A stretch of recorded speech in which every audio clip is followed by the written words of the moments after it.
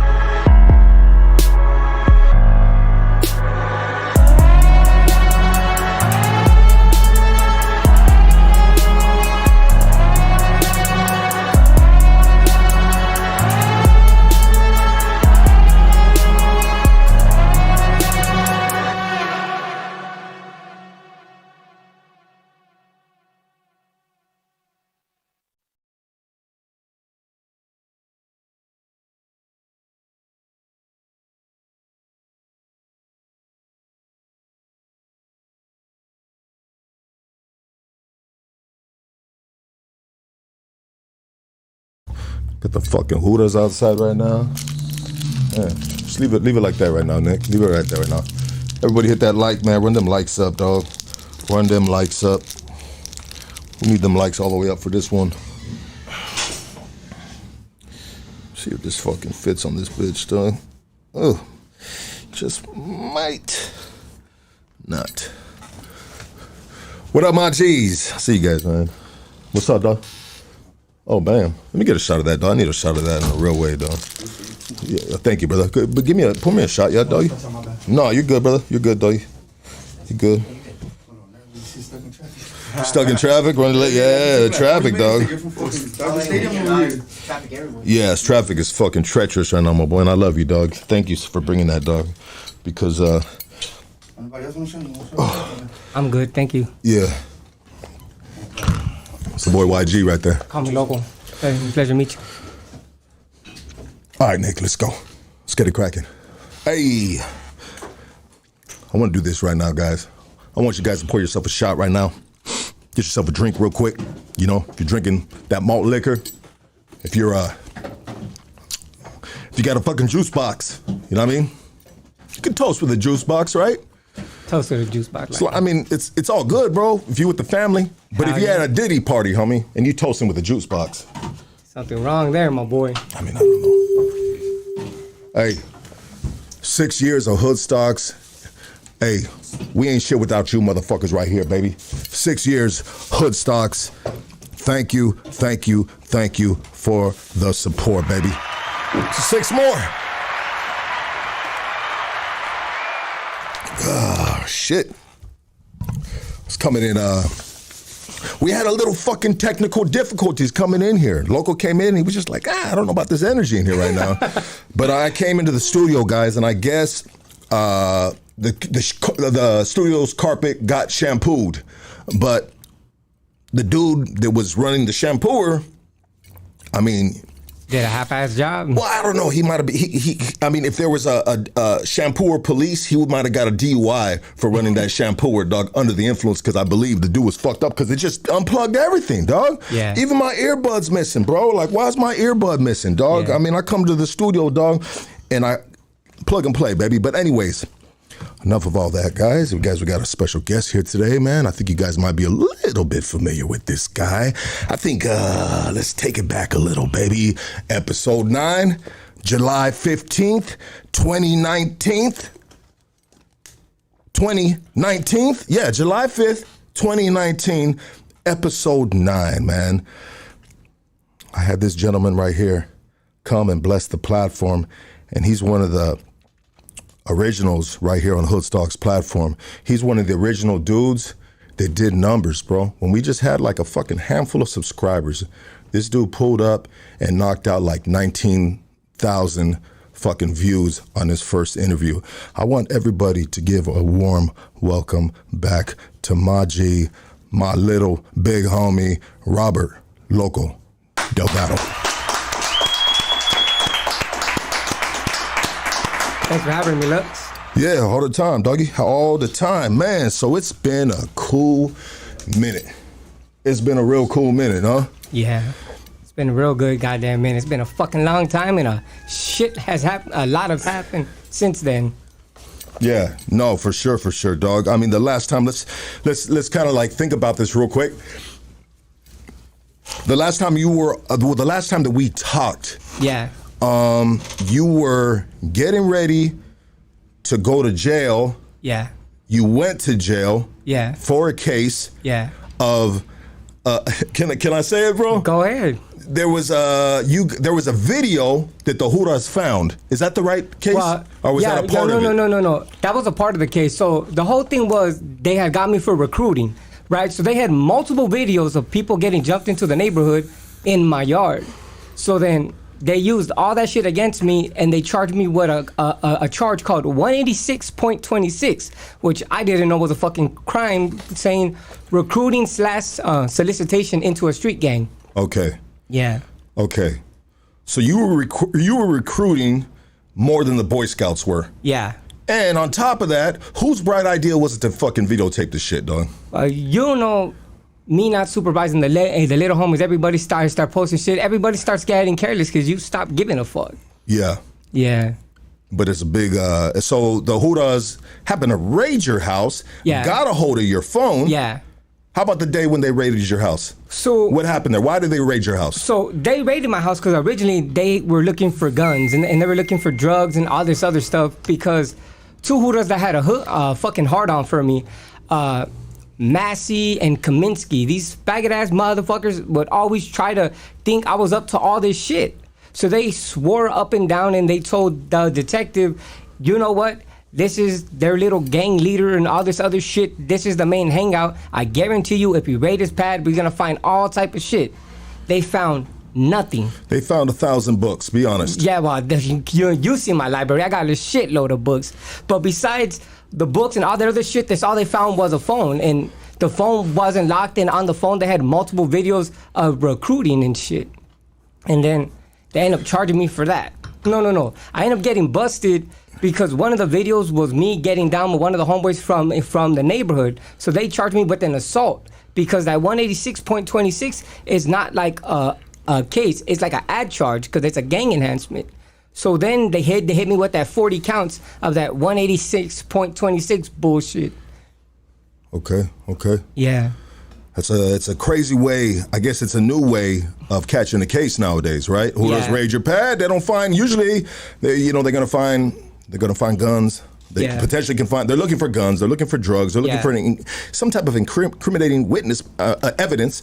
And it usually isn't. Back in the day, they didn't come in the form of cell phones with videos of motherfuckers getting quartered in the neighborhood. Yeah. And so they stumbled upon that, but when they raided your house, I mean, shouldn't there be a separate warrant to go into your phone or something like that? No, that was one of the things that we were trying to argue inside court, because the whole thing was they needed a special type of warrant. But since they said that I said that it wasn't my phone, that knocked the warrant thing out of the way. Because if it was my property, then they wouldn't have the right to go through it. But since I denied the phone was mine, is what gave them the right to do it.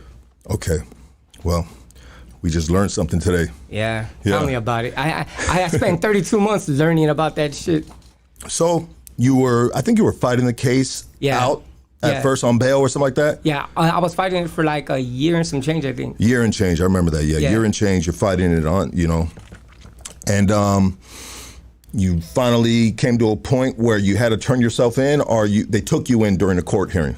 Well, yeah, I had to turn myself in because they had gave me a surrender date. Then I tried to extend the surrender date and shit to try to get everything in order with my kids and everything else. So then they gave me that opportunity, so I knew when I was gonna go in. I had like 4 or 5 going away parties. You had 4 or 5 going away parties with all the guys that shot the video that's put you in jail. Yeah, basically. With your phone. Yeah, you know how that shit goes. Well, they took it on their phones. Sir. See, they took it on their motherfucking phones, and they just sent me the goddamn videos and shit. Okay, and then so you had them in your phone. Yeah. It's just man, it's messy, right? It's a fucked up situation. You're slipping, right? You're slipping and sliding, baby. And slipping like a motherfucker. Yeah, and you ain't even on a motherfucking slip and slide, baby. And you're not on the ice either. You know what I mean? Yeah. Ice skating. It's unfortunate, but sometimes it takes 32 months to learn from something like that, right? Yeah. I mean, any time is time, especially when you're going for something just so fucking stupid, man. Tell me about it. So stupid. So you go into jail, and one thing, and I didn't ask you if it was okay if I bring this up, but when you went to jail, your lady at the time, something happened to her in front of the house. Is that okay to talk about that? Yeah, to be honest, I'd rather not get into specifics about any of the we'll leave that alone. Yeah. We'll leave that alone. But it just kind of sucked. You go in, something like that happens, and you are behind bars, and you have you can't do nothing about it. You know what I mean? And it's just it's a kind of like a repercussion of something that stemmed from you. Yeah, no. You know? Yeah, no. I totally agree with you. When I got busted, at least for that case, everything was like numb to me. Like it was non-realistic. You gotta remember, I was out for like 7 fucking years. So going back to the county, it's like everything's changed. Everything's like playing cards, doing business, and doing all this other shit with all these different people, and that I wasn't used to this shit. So it took me a while to start getting used to the county jail and the way that all this other shit was playing out. You know what I mean? Because everything that was going on the streets was out of my control, like anybody else. Yeah, 100%. So it's out of your control, and it's unfortunate that you go away. But shit happens, and I guess you got to do what they call pay your debt to society, so to speak, right? Yeah. You know what I mean? There's rules and there's regulations, and if the Hoodas got it after you, bro, and they're gonna come and hit you with some shit and press issue on you on a fucking cell phone with these videos, then it is what it is. But so it's just speaking of going to the county jail, obviously you got too comfortable. You said you were out for 7 years, bro. You got way too comfortable, bro. Way too fucking comfortable. Yeah, your program on the streets got way too loose. Yeah. You like you said, bro, you had 3, 4 going away fucking parties, bro. Yeah. You know what I mean? Did any of those people that threw you those go-in parties, did they send you money while you're busted? To be honest with you, yeah. Especially like the older homies, the original homies from Baltimore. A lot of the super OGs were the ones looking out. Then you had certain little homies that were looking out here and there. But after my first year, I'm the one who started disconnecting from a lot of people. I stopped writing. I stopped keeping contact with a shitload of people because I started like trying to figure shit out for myself, like soul searching wise and shit. And we're gonna get in that too, and I'm glad to hear that from you, brother. I'm glad to hear that because this podcast is all about growth, man. So I want to go back to you going in the county jail. You remember, you kind of remember the old school style of the county jail. Exactly. I mean, you a young OG, baby. You're in your 30s now. How old are you now? Well, I'm 36. I'm about to be 37. 36. Damn, 37, baby. Happy birthday, man. Good you getting old, fool. I know. Tell me about it. I remember when you were this tall, fool. Bro, running around the fucking alley throwing rocks at fools and shit. Stealing from Pick and Save, bro. Fucking right in the neighborhood with crayons and shit. Him, Cleon, they weren't allowed in Pick and Save on York, bro. Fuck, they had pictures of these little motherfucking bandits, homie. Like, I was just having the same conversation with my mom. My mom was over there talking to my godmother, and she's telling my godmother, I remember these little motherfuckers talking about me and Cleon. Yeah. They were running the streets when he was like 5 years old. His little brother's 3, and they were up and down all over the place. And then the older homies and shit, they used to pick us up in downtown and take us back to Highland Park and shit. Yeah, you guys were getting around, man. You guys were fucking mobile, man. You guys were utilizing the fucking the old school method of fucking foot and concrete, baby. Fuck yeah. You guys would put miles and little kids, man. They were all. I see them on sometimes, and I'll be like, "Hey, get your ass home." They'd be like, "Fuck you, Lucky,"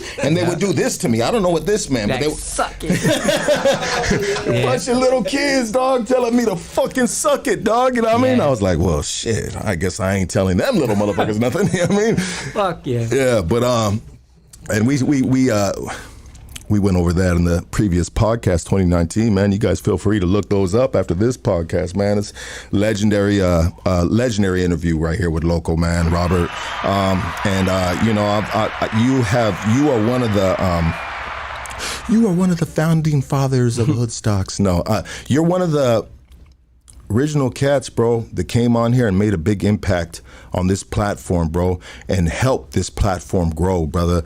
So I just like, you know what I mean? I always told you, bro, you got stocks and, you know, and with Hoodstocks. But anyway, this is a little gift from me to you, brother. Thank you, Lucky. Yeah, dog, a little gift right there, dog.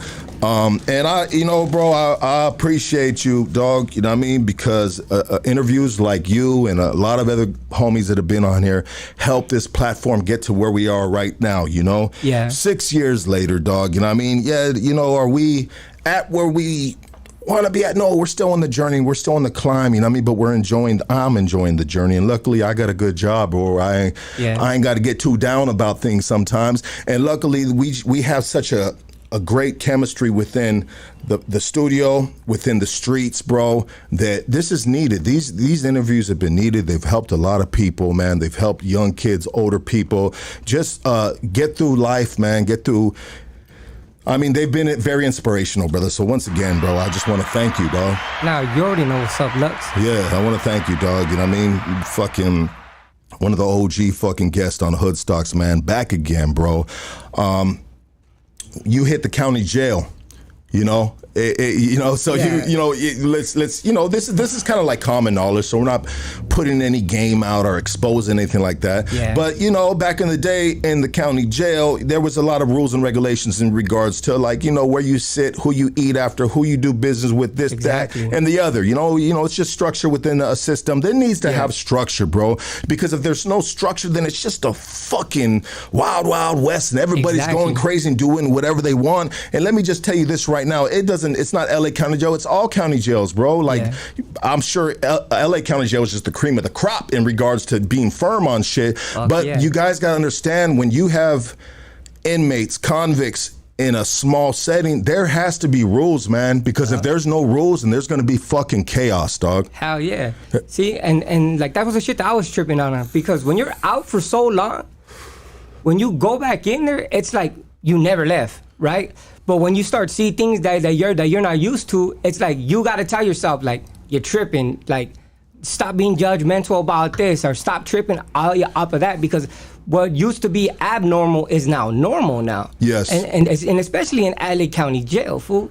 Like, there's a whole bunch of shit that, like, I trip out on and shit. And the reason why I say it like that is just because, let's say I put myself inside a situation, you're the boy, I'm taking care of you. You feel me? And shit, but then you start seeing other shit, but you're like, what the hell? That shit would have never happened before. Yeah. Yeah. And so it's just like, you gotta kind of like, just like you said, man, it's abnormal to you, but it's normal to cats that never seen the before. Exactly. Yeah, this is what it is. And so they're pushing this program like, you know, like it's like passed down from God or something. Yeah. Which, you know, some people might say it is, you know what I mean? Yeah. But you had to get used to it. Yeah, no, see, you had to adjust. Yeah, I had to adjust because, like, I'm a YA baby and all that other shit. So it's just like going from YA to prison. All that shit you learn in YA, you got to toss out the window because in prison, that shit could get you killed. And that's the same thing in, like, from prison to prison. You could be in one prison and this is going on, and you go to the next prison and that's not gonna goddamn happen. It's whoever you're right there with determines, and how you conduct yourself. And no matter what, if you're solid, you're gonna conduct yourself in that manner. 10-4. Yes, sir. Yes, sir. So you go to the county jail and there's a lot of fucking shit going on. Can I get a little bit of example? All right, like I'll give you an like example, from before and what's okay now. All right, from like before, it's like everything was segregated into certain places, and we weren't allowed to be in certain things. Our area was our area, and as far as so you're talking about like table wise, and like say because some of the dorms have bars and stuff. Like if it's the homies' time, then it's our time, and if it's their time, it's their time. And if there's like multiple ones, then they got their shit and we got our shit. You know what I mean? But then to see certain things go down, you're like, what the hell? Where like people be right there working out back to back or working out next to each other. For me, I wasn't used to shit like that. Are the showers still segregated? No, hell yeah. You know what I mean? Like shit like that's still segregated in all the shit. Yeah. Like the bunks are still segregated? Well, see, that's another thing. G riding.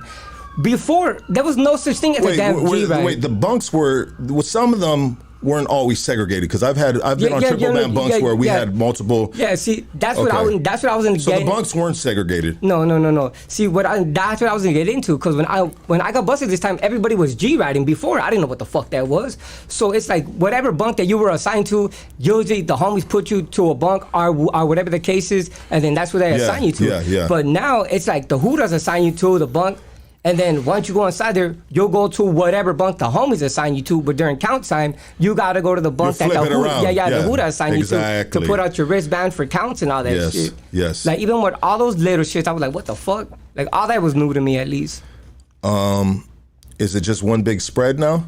Hell no. Okay. So there's still, you know what I mean? And I'm not trying to I'm not trying to be that dude. And we should probably just leave that subject alone because if motherfuckers need to find out, well, shit, this has been Memorial Day weekend. Yeah. And you can go to jail. You can go to jail. Go to jail and figure it out for yourself and shit. Well, I'll tell you this. What I did today is I got picked up, bro. You know what I mean? Shit, it's Memorial weekend, homie. There's going to be check stops, homie. That's the same reason why you see me drinking on water and shit. I was like, I drove here. I can't afford to be drinking and driving. Well, let's talk a little bit about that, bro. Or maybe we should get that down the road. But you didn't drive before. No. See, that's goes back into where I started changing my mind frame about a whole bunch of shit to where I started telling myself, like, look, as you know, Lux, there's certain people who get jumped into the neighborhood and there's certain people who are born into this shit. You know, I'm one of these fools who were born into this shit. Yes, sir. My mom's a gang member. My dad's a gang member. Shit, you know who my brother is. Yeah. And at the end of the day, this is all I ever known. Yeah. So when you're out for that long and then you get busted again, you have to reflect, like, this is what the fuck I'm gonna do for the rest of my life? It's like sit behind these fucking bars, work out, read books. Literally, that's it. Because I don't get high and I don't gamble. So that's all my program consists of. And then, like, certain events started happening in my life, and I'm telling myself, my daughter needs me. She's autistic, and yeah, somebody was taking care of her while I was gone, but she needs me. That's my responsibility. Salute to that person, right? Yeah. So at the end of the day, like, I was doing everything that I can to get myself right. So I started educating myself way more than I already did. I started telling myself, when I get out of jail, I'm gonna do this, I'm gonna do that, I'm gonna do this. And then my mom, when she ended up selling the house, that kind of fucked me up because it's like, all right, now I'm literally homeless. I gotta figure this shit out while my daughter, figure out all this other stuff, but I'm gonna get the shit done. Well, you know what, brother, I always thought this in the back of my head when I had you on in the beginning of the, Hood Stocks. Yeah. In the very beginning of Hood Stocks' journey. I thought about it sometimes and I said, we've known each other forever, bro, but I didn't realize how smart you were, bro, or how fluent you were in books. And I thought in my head, I said, man, this dude is fucking book smart like a motherfucker. He could recite this. He's got a fucking memory, bro, that's like a fucking file cabinet. Like, this dude is special. Not a lot of people are made like this guy. But the discrepancy that I had in my head was, but he's not utilizing his smartness on the streets, bro. See, that was a tough... Or maybe in your life. No. See, maybe you're using it streetwise. That was a tough pill for me to swallow, but then you got to look at it like this, Lux. Being raised the way that I was and living my life the way that I did. I don't mean no disrespect by that, bro. No. Yeah. I don't take it as no disrespect, but I'm just saying, living my life the way that I did and being who I was, the hood shit was all I knew. Yeah. If it wasn't about the fucking hood, I didn't give a fuck about it. Anybody who knows me, whether from the system or from the streets, knows I put the hood before everything for years at a time. Yes. And then this term is when I actually... It's kind of like when I actually had to take a step back and say, look, I could never picture myself going out ass backwards. I don't give a fuck about shit. So you ride out with your time, you do everything that you gotta do, and you use this time. You don't just sit down right there on your ass, bitch, cry, and do all this other shit. Hit those fucking books. Hit that workout. When you get out, do something and shit. And there was times where I was going up and down, mentally at least, but I pushed myself through it. You know what I mean? I remember my Sally, he was a lifer, the homie Turtle from Hard Times from Orange County.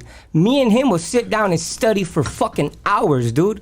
Every little textbook, like college textbooks that we could get our hands on, studying. We're studying about the tropic sphere and we're studying about weather patterns and all this shit. But just to know about things.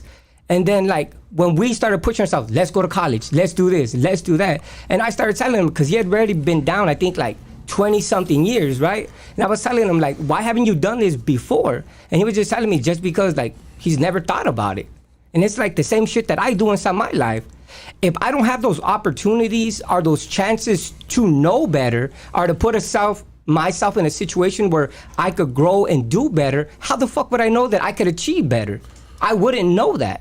Now, it's once you start pushing yourself, it's uncomfortable, and you deal with fucking doubt and fear and guilt and all this other shit, telling yourself you're not worthy or you're not good at, but you still push yourself, and you figure it out. Like when I got out there this time, I was living in a halfway house. My brother and them, they try to hook me up with the homeboy Boogie and them. They try to hook me up to get a pad for myself, but I didn't take the opportunity, even though that I appreciate it, because I didn't like the area and shit where I pictured myself growing. It's like, how the fuck can I grow in an area that's exactly like the hood? I can't do that. So then I stood in the halfway house a little bit longer. And then when it came time to get my daughter, it's like, fuck, what do I do now? Then I get my daughter and I go to my godmother's house and I'm sleeping on the couch. Then I gotta choose because I started going to college for a little bit. But I had to choose between going to school or making money, right? I gotta provide for my daughter. So then I just say, fuck it. I start getting a job and start making money. My chick that I'm with now, she started pushing me because she's smart as fuck. Where she's the type of person to be like, I'll help you, but you're gonna do all the goddamn work and shit. So then she helped me get my own pad, which I ended up moving to Ventura. And then after that, we ended up getting a pad together. You feel me? Even with the driver's license, a lot of this other shit, it's just her constantly pushing me to say, do better. And it's my ass always trying to tell myself, you deserve better. Salute to your girl, bro. Salute to your girl, man. Thank you. You know, good backbone, baby. You know, sounds like a very good person that you have in your life, and you're very fortunate to have that woman in your life. Yeah. County jail. How long? How are the Hudas in county jail? They used to beat the motherfuckers' ass. Are they still like that, or is it real just because they've been busted so many times? Right? You gotta remember, ever since Baca and all these fools got caught up with all that sheriff gang shit and all that other shit, the feds put cameras everywhere in that bitch, right? Oh, like that, so it's like, don't get me wrong, shit happens here and there, but they're the most politest motherfuckers I ever seen now. Yeah. You remember walking through that line when you first get busted, put your nose against the fucking wall, they have you stripped butt-ass naked, spreading your asshole and all that shit? Nah, dude. You don't spread your asshole no more? Nah, they make you walk through some fucking machine that goes around your whole body to detect for metal and all this shit. You still get naked and strip search here and there, but it's nothing like before. Wow. Like, it's nothing like before. Like, hey. I lay counting from when I first went there to see like what it was to where like being a homie, you know, if somebody takes flight, we're all gonna take flight. So you be like, fuck, these hooters are disrespectful as fuck. Yeah. So it always puts you on the edge to where you want to bomb. All go, yeah. Exactly. To where now it's like they're courteous than a motherfucker, fool. Damn. Yeah. Shit. At least in my experience. You're making me feel like I need to go spend a night in the LA County Jail, baby. baby. Fuck the county jail. Shit, I can go for some of that. I can go for some of that good room service right now. Nah, fuck all that. Pardon me, sir. Can I get a sack lunch with an extra? I don't know. Yeah, times change, brother. Times change, and obviously, from the sounds of it, sounds like it's changed for the better in regards to cats. And there's some people that don't want to hear this, you know what I mean? They're like, nah, fuck that, beat that motherfucking asses, you know what I mean? Like all that shit. But you know, it's 2024, baby, and you know, like we said, times are changing. Yeah. And so, how long were you in the county jail before you went to reception? Before I went to reception, I think I was in the county, 9 months, 11 months and shit. Fuck. Yeah. Anybody? A fucking eternity in that bitch. You know. Fool. Do they run yard more often in there now? Yeah, no. See, they do run yard more because at first I went to the towers for reception. Then from the towers, you go to the waist side. From the waist side, I went in the south, and when I was in south, I was over there chilling, fool, big chilling. Yeah, well, south is the lowest security facility in Wayside. Yeah, fool. So when I was right there in south, I was big chilling, and then someone ended up dropping a kite on me, and they ended up kicking me out. I ended up going to north and shit, fool. Then from there, I ended up going back to south. Or from back to south, I ended up going upstate. Yeah. Okay. So I wanted to ask you this question too. Is it true that there's cats that are actually serving a prison stint in the county jail, like they're doing like a gang of time in there? Yeah, all right, so you remember back in the days when we used to do our violations, right? How they used to send us upstate, right? Yeah. Now there's people who doing their violations in the county. Wow. And then you got fools who are doing prison sentences in the county jail, to where a fool tells you, oh, I'm doing like 10 years. Like 10 years in the county? Fuck that, I would have been bombing on the sheriff. That's nuts. 10 years. Yeah, 10 years in the county jail. You pulling up with 32 months. Yeah. And why didn't you do all your time in the county jail? Why did they send you upstate? Because I was a violent offender. In order to do your time inside the county jail, you can't be a striker or you can't be a violent offender. Okay. That was the same reason why I was thinking about when I fucking hit reception, because you hear this half and half yards and all this other bullshit. 50-50 yards, yeah, right? so I was wondering, am I going to try to hit one? Yeah. But I wasn't put in that position because I'm P-coded. Due to the fact, if you're P-coded, wherever you go, there has to be a gun tower and shit. So I didn't have to worry about that half and half shit. Yeah, I guess I won't ever have to worry about that. I don't have to worry about that, period, because I'm a model citizen, baby. Fuck yeah. Shit, a round of applause for me, dog. Shit, dog. Model citizen. Lucky Sun Zoo. Who would have thought, dog? Yeah. The only thing I fuck up is interviews around here, dog. That's the only, and I can't get arrested for that shit, dog. You know what I mean? Unless they invent some like podcast police, and I'd have been gaffled up a long time ago. What the fuck? The podcast police. Man, we're fucking lucky. We got a warrant for your arrest. Bad interview. Yeah. Okay. So you go to reception. Where you go to reception at? I went to reception in Wasco. Let me ask you a question. So since the system is changing so much, when you get on the Grey Goose and shit, I mean, you still shackled up and shit, right? Yeah. Okay. Are they still real firm about no talking on the bus? Yeah, no, they're still real firm about that. Okay, for sure. So you go to Wasco, bro, and how long did you spend in Wasco? I was in Wasco for maybe like 4 or 5 months. 4 or 5 months. Yeah. Damn, 4 or 5 months. Yeah, 4 or 5 months. Shit, man. Yeah. 4 or 5 months, dog. It's too long, though. Usually it's like 90 days the longest. When you're there for like 3 months in reception, it's like, oh man, what the fuck is going on? You talk to the counselor, hey dog, what's happening? See, 4 or 5 months. So it's just a whole different process nowadays. Well, yeah, it's just because all the shit that goes on, it's like throughout the whole damn process. When you're inside the county jail, you don't know who is who. When you're headed on the Grey Goose to go upstate, you don't know who. And then once you hit the yard, then you know who the fuck is who. And shit, because you gotta remember, motherfuckers could lock it up upstate and still be walking the main line in county jail. Yeah. And shit. So like when I was inside the county jail, there was a lot of people who tried to be friendly, and it's like, unless I knew you from the system already, or unless I knew you from the streets, I wasn't fucking with you. Because in my mind, you hear everybody getting kites dropped on them. OSJ snagging up this fool, snagging up that fool, like fuck that. And then you hear the feds are coming for this, the feds are coming for that. So you're really iffy about the people you trust, the people you fuck with, and the people you talk to. But once you hit that prison yard, you know everybody there is on the fucking same team. you ain't got to worry about no motherfuckers breaking and tallying on you or doing any of this other shit. So you're just saying within your thought process that once you hit the state system, the yard that you're at, you had, an ease within you. Hell yeah. You just felt like, yeah. take a deep, like, cool, I'm here, Yeah. I'm good now. Yeah. Now I can start making new friends, new homies, introducing myself. Well, now you can start socializing with people, and then you have way more coming. Because in the county jail, you ain't got shit coming. No, they ain't got no kitty or anything like that with a little pair of chanclas and a fucking little toothbrush, dog, that I can hit the fucking grill with. Yeah, but who the fuck is looking forward to that? Nobody. You feel me? Yeah. You're gonna get there. You want a handshake? Want someone to lay down your mat and make your bed for you and say welcome as I give you a cup of noodles and a kite? What exactly would they be laying on your mat? Shit, they'll be laying your blankets on your mat. What the fuck? That's a negative. If you got another man making up your bed, dog, you know what I mean? Something's going on, dog. Yeah. Something's fishy, dog. I mean, hit state. What state? Where you go?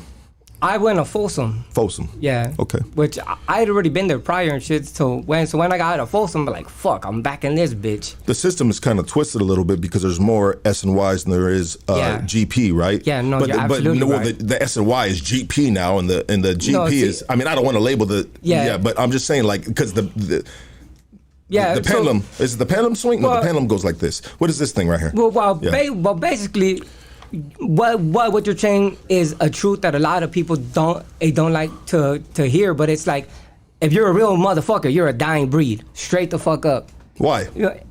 It's just because a lot of people don't like rules. Straight the fuck up. That's all it is. It's the rules. Yeah, it's the rules. No kids man. Nowadays. A lot of these younger cats think that they're going out are when shit hits the fan, because they talk a good one. Shit hits the fan. Someone pulls that card and they end up flipping to the other side.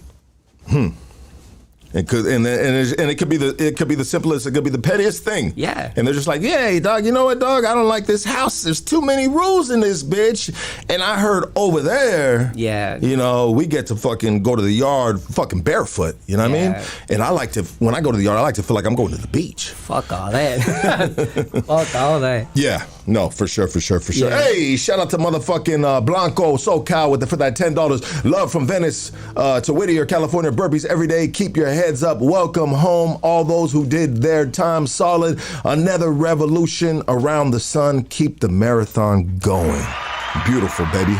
Well written, doggy. And thank you for that $10, dog. And feel free, all you other motherfuckers are dropping that $10. I just want to see $10 flying up that bitch, dog. You know what I mean? Anyways, we don't get too many donations, but when we do, we like to acknowledge them, dog. That's right. Oh, what do you think, dog? Man, it's kind of like you digressed a little bit. See, that was the shit that I was saying when I first got here. Because you got to remember, when we were doing this, it was literally just me and you. Yeah. At your house. Yeah. Sitting down, and we had one camera, and then you had your laptop right there in front of you, and then you had your little get up. I get out after this time. It's like, you got a whole fucking squad.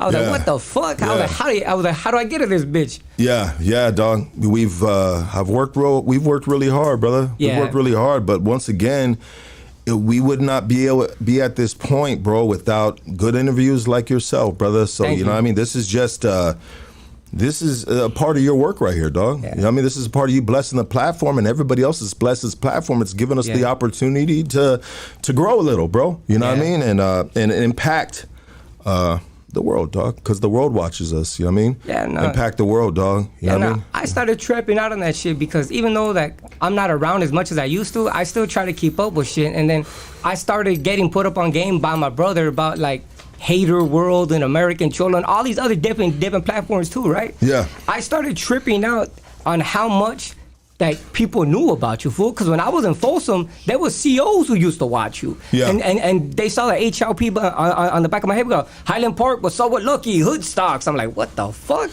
Yeah, dog. Yeah. You know what I get? We get a lot of love from COs. We get a lot of love from a lot of people that are a part of this system, you know? And they watch because they may not be doing the time, but they still are part of the system, so they relate to it. I don't want to say that they're all watching just to get information and get a motherfucker buzzing. I want to say they genuinely appreciate what we're doing right here, because regardless, we're keeping it solid. We ain't having no fucking weirdos on here, even though a couple slid through, you know what I mean? Yeah. Anyways, Thank you. Security guard is dropping drinks right now, baby. But I think they respect it, bro. They respect it, homie. I've shared this story before, but I had to do a traffic ticket. One of those fucking cams got me, dog. Yeah. So I had to take a day off from work. I go to Hill Street Court, right? Downtown LA, you know what I'm talking about?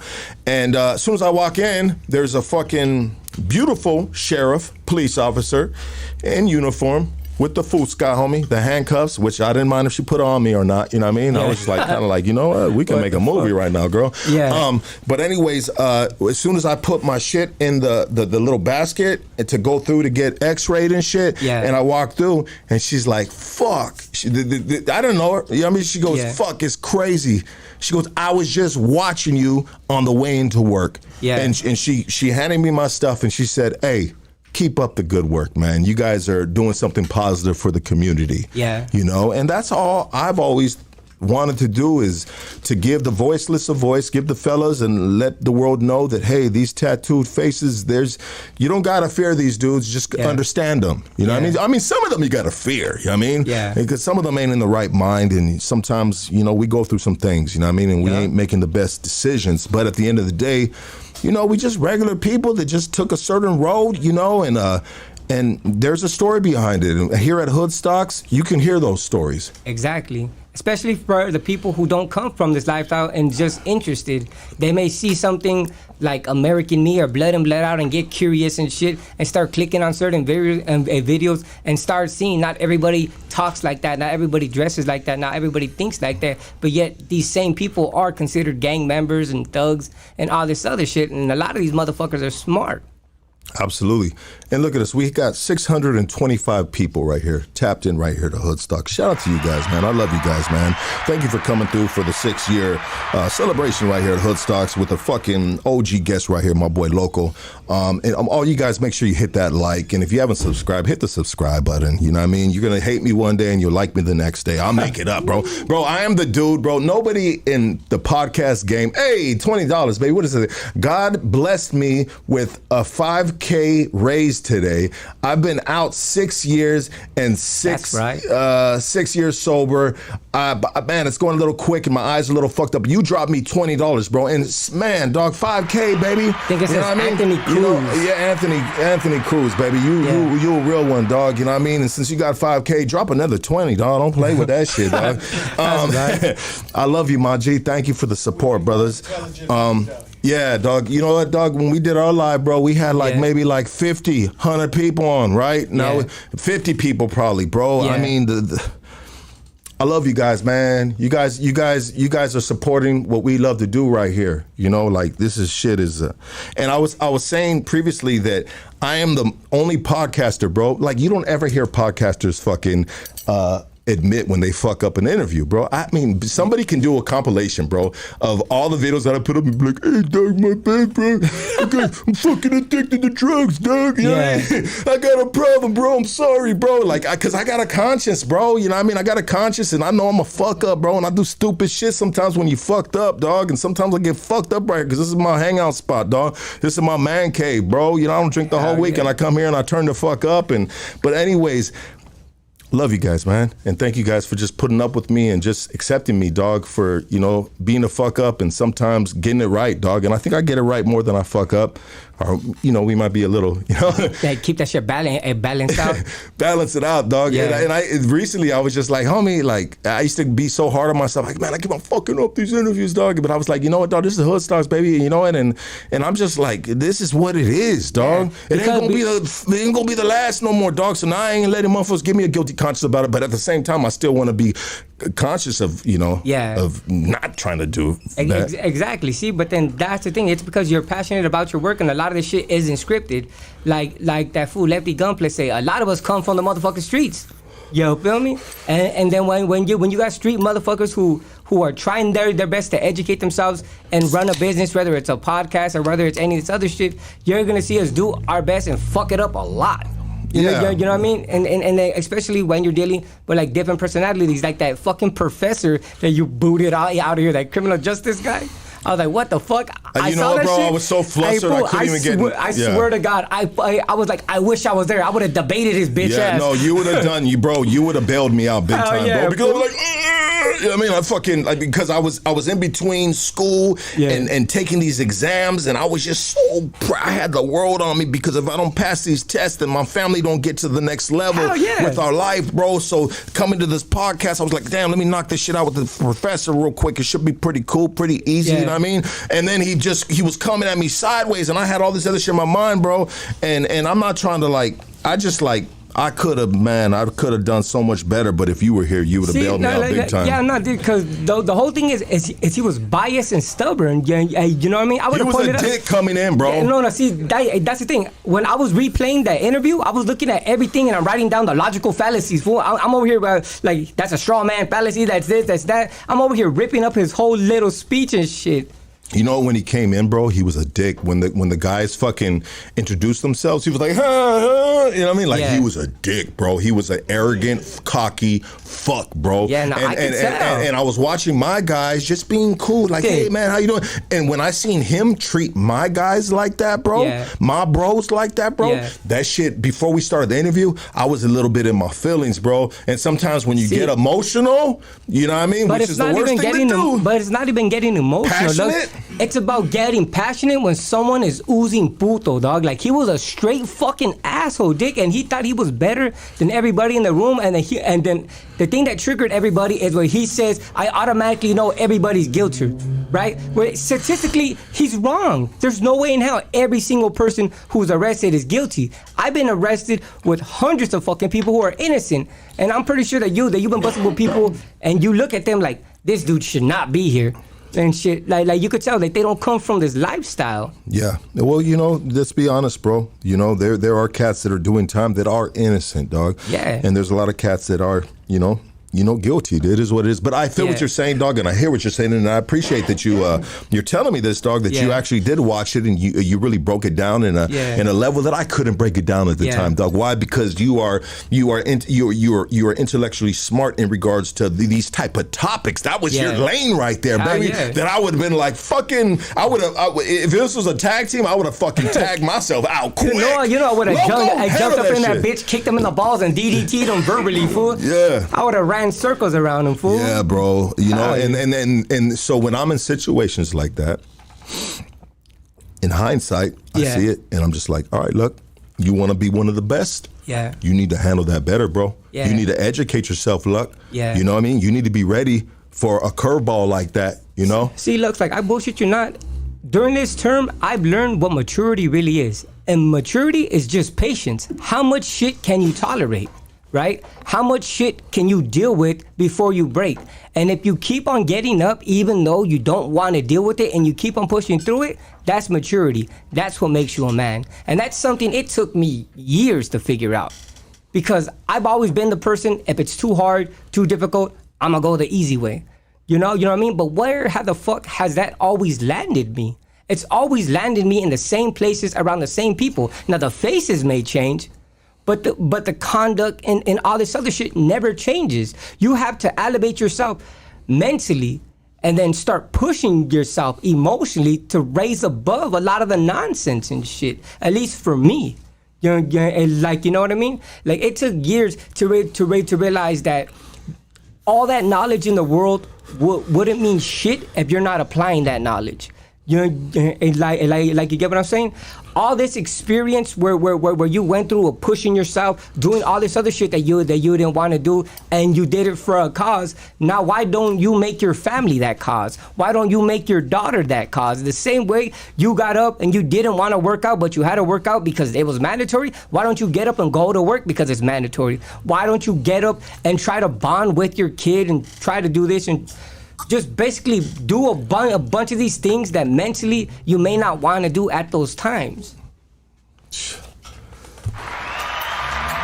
Let's go, baby.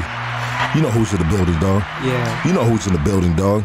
Boys, stay dropping them gems, dog.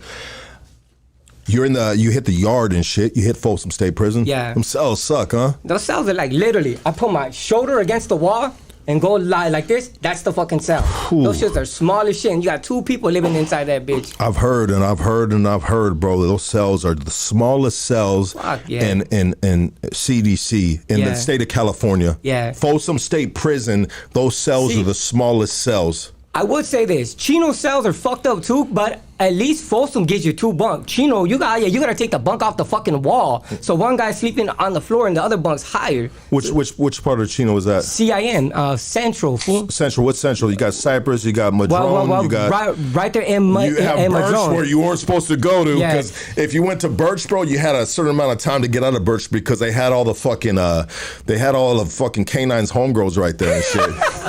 What the hell? Shout out to my boy K9 just walked in the building, baby. He got the cum stains on the pillows and everything like that, dog.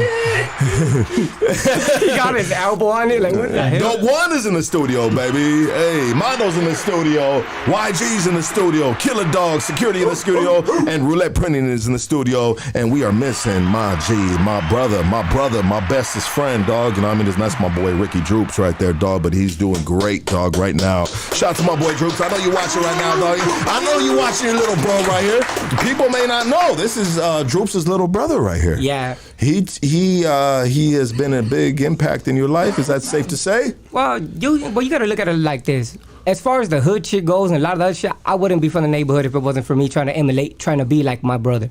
You know what I mean? A lot of my life, I try to live up to being like my brother.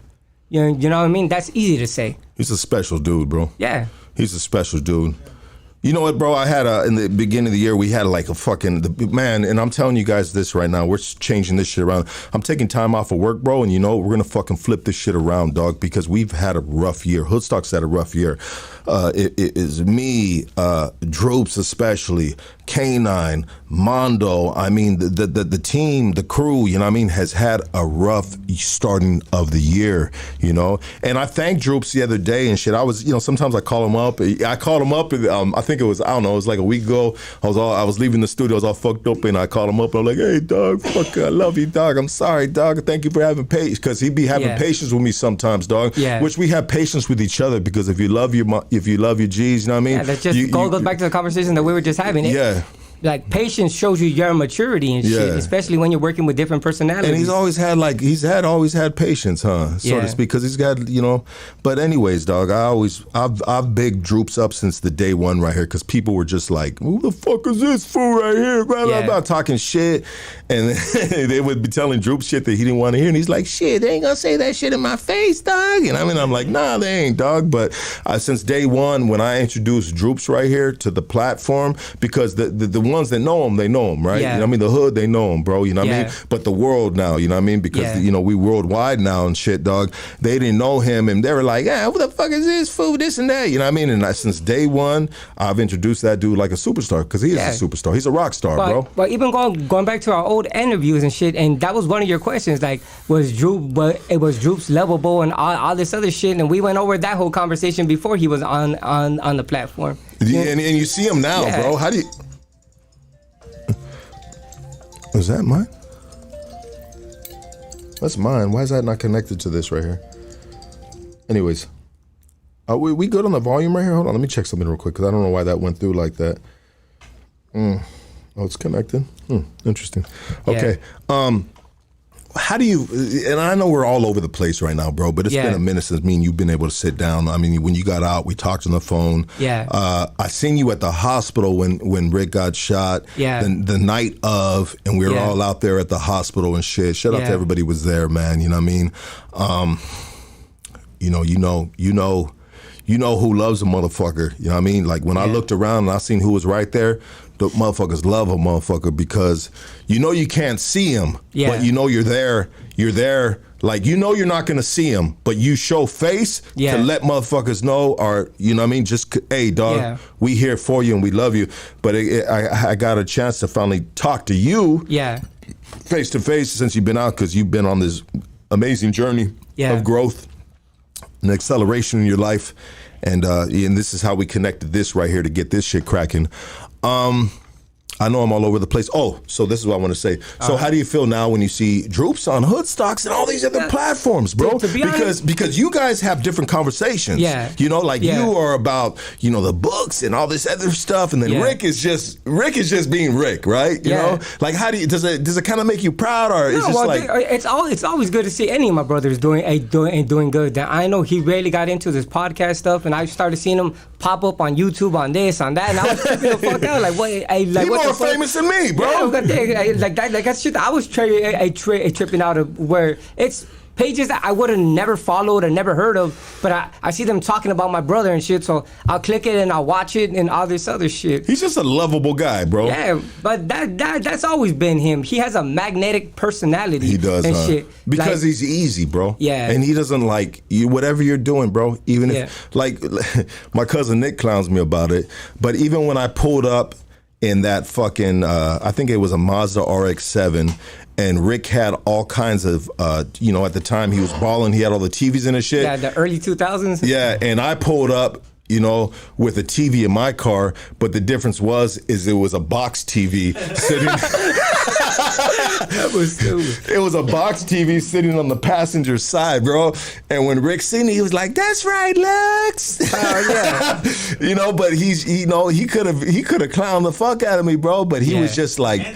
He could have clowned me, bro. He'd be like, "Look, what the fuck, bro? You on a sick one, dog?" Woo-woo. But he did it, bro. He just said, "That's right, Lux, you got a TV too." Like, so that takes a different. Because if the tables were turned, I would have clowned the shit out of Rick. I'd be like, "Homie, what the fuck, homie? Where's the Atari at, homie?" Oh yeah. You know, but he's just like he's just wired different, bro. Yeah. And I've always respected that about him, bro. Just being wired different, you know. Yeah, you know what I mean. My brother, he has his way of viewing the world and his way of seeing things and doing things, and it works for him, and I'm glad it works for him. And then you got me, who I look at things the way I look at things, and I do things the way I do things because it works for me. You guys are big time different. We're way fucking different. Way different, different, and that's okay, bro. Yeah. That's okay. You know what I mean? And that, but you guys are great in both of your spectrums. Like you might be on the other side of the spectrum. But it's still greatness, bro. Yeah. It's still it's a different type of excellence, right? Yeah. You know what I mean? And I appreciate both of you guys, man. You guys are, you know what I mean? You know, we family, bro. Yeah. You know what I mean? You already know what's up, Lux. You know, even sometimes when we've had our little like differences and shit, like at the end of the day, like I think I told you the other day, I said, "Hey, bro, you know what I mean? It was just like, it was good seeing you at the hospital, bro. Even though in those circumstances, bro, and at the end of the day, you still my little bro, dog. Yeah, you know what I mean? You know? You already know what's up, fool. Like, me and you had discussions plenty of times where we agree and times where we disagree, but at the end of the day, it's always love, fool.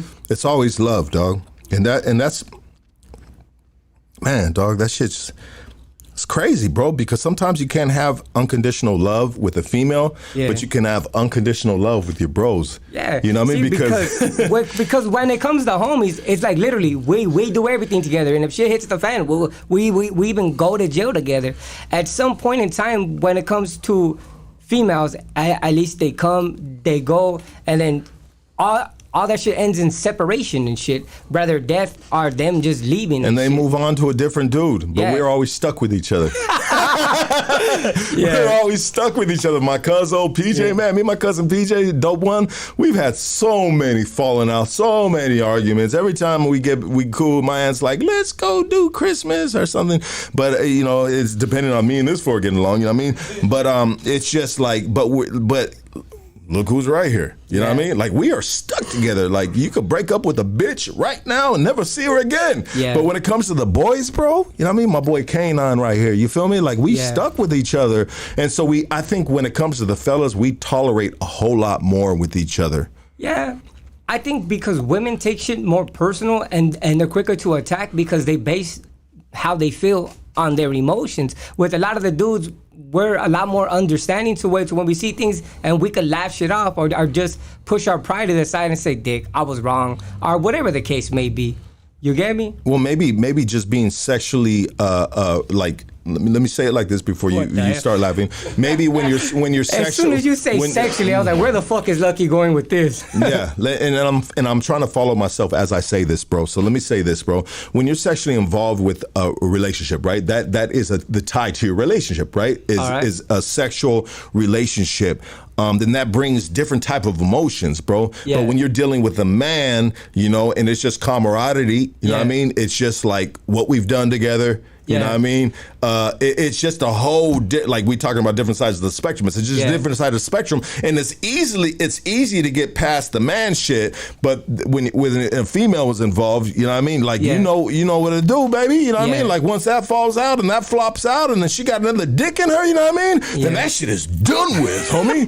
That is done with. Unless you're coming back from motherfucking, you know, I don't know. There's different relationships where it's still open and she'll come back and pull up and fucking, you know, do whatever it do. But, you know, the relationship of men is it's pretty fucking amazing, dog. If you really think about the shit that we put up with each other and the friendship that you can have for a million years, you know what I mean? Yeah. I mean, not that we're around for a million years, but you know what I'm saying. Yeah, like, no, I know what you're saying, but it's like look at brotherhoods that are created, whether it be a gang or a social club or any of this shit. It's usually to have those ties and to have those bonds and shit to bring out the strengths of those other people and shit, and then understand how to deal with other people and those differences because you have those things that you have in common.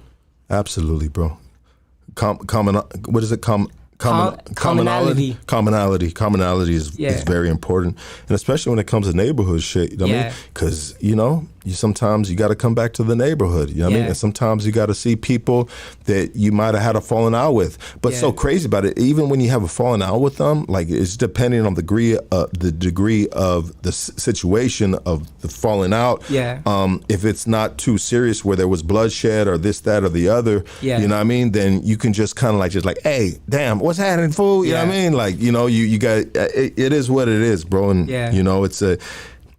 Yeah, it just is what it is. So you hook up with the celly, bro. What was his homie's name again? Homie's name was Turtle from Hard Times from Orange County. Turtle Hard Times, Orange County. Stand the fuck up, baby. We love you and we appreciate you, brother. Coño, I see you drop me $9.99. Free the homies. Coño, free the homies. And so he had never explored because you said previously that he had never applied himself to this type of educating himself, so you got him into this. Is that safe to say? See, I got him into it. It's just because he saw me do what I do religiously.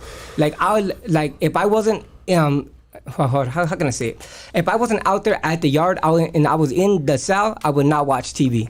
I'll always be reading and taking notes. And then like living inside the cell with me, it's like we eat together, you know what I mean? We gotta get out of each other's way if somebody's bird bathing or whatever the case was.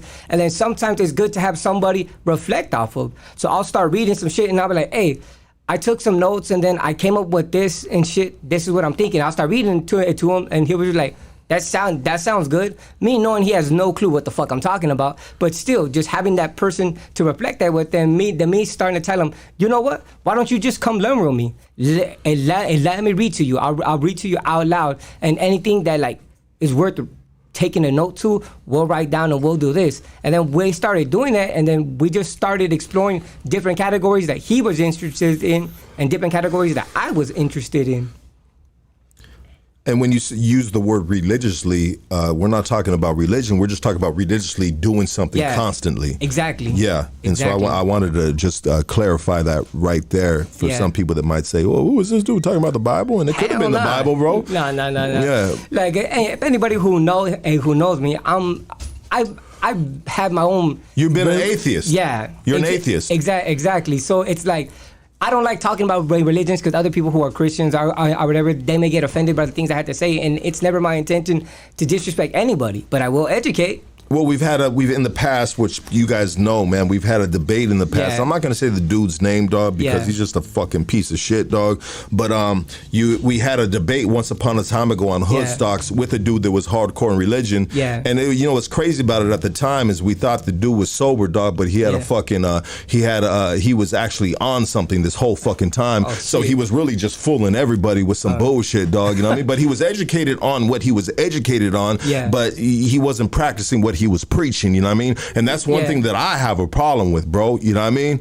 You know, of practicing what you're preaching, and sometimes, you know, hey, dog, we're human beings and it's a slippery slope, you know? Yeah, no, I totally get where you're coming from, and because of that interview, I know what the fuck a firmament is. I could attack a flat earth, a theorist, and all this other stuff. Because when you got me on there, I wasn't knowing that we were gonna do this or do that. But when I got on there, it's like, hold up, you made me flick my ears up and shit and start paying attention just so I can make sure I come off as respectfully as I can, but still getting my point across why I don't agree with certain things. And that was a great podcast. Yeah, it was a great podcast. It's unfortunate that the dude, the dude just couldn't.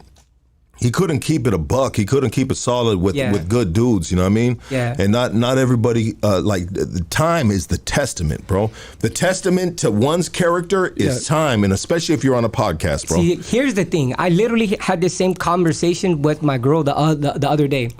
When you are a public figure or you go on a public forum, everybody who knows you from the system, from the streets, in general, they're gonna be in those comment sections and they're gonna tell people what they know about you and they're gonna tell people what they think about you, because there's topics and conversations that we can explore for various reasons. And at the end of the day, that's the reason why the comment section is where it's cracking at. Yeah. And then that's what you hear say. Because people will expose you. Exactly. Truth or not, but people will they'll throw mud at you. You know? Exactly. Because if you look at 95% of shit talkers, those are usually people who don't know you. But when you get somebody who makes a comment and who knows you, then it's gonna strike a chord. You get me? Like that's what me. I never really pay attention to a bunch of that shit, but then I'm going through the comment section and I'm seeing I was busted with Loco in Pleasant Valley, a level B, our B yard and shit. Homeboys with the business. Oh, I was busted with Loco in the county, yada, yada, yada. Yeah. And I was telling my girl, this is what I'm talking about. Yeah. As soon as you put yourself out there, everybody's going to start saying where they know you from. And you know what? I want to say this. Nick, go flick that camera one more time. I want to say this right here.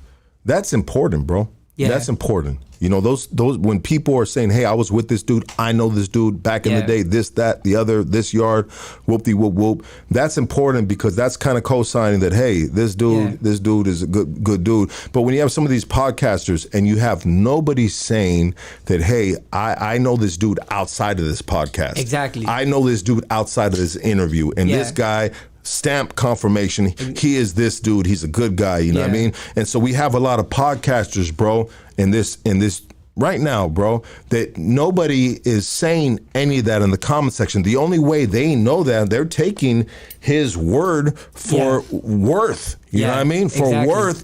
And I'll say this, like, I've sat with some of these dudes in the beginning, me trying to figure out the game, rubbing shoulders with different cats, you know, that I usually wouldn't rub shoulders with, maybe, you know, because I would say they're not on our level. Yeah. Our level, right?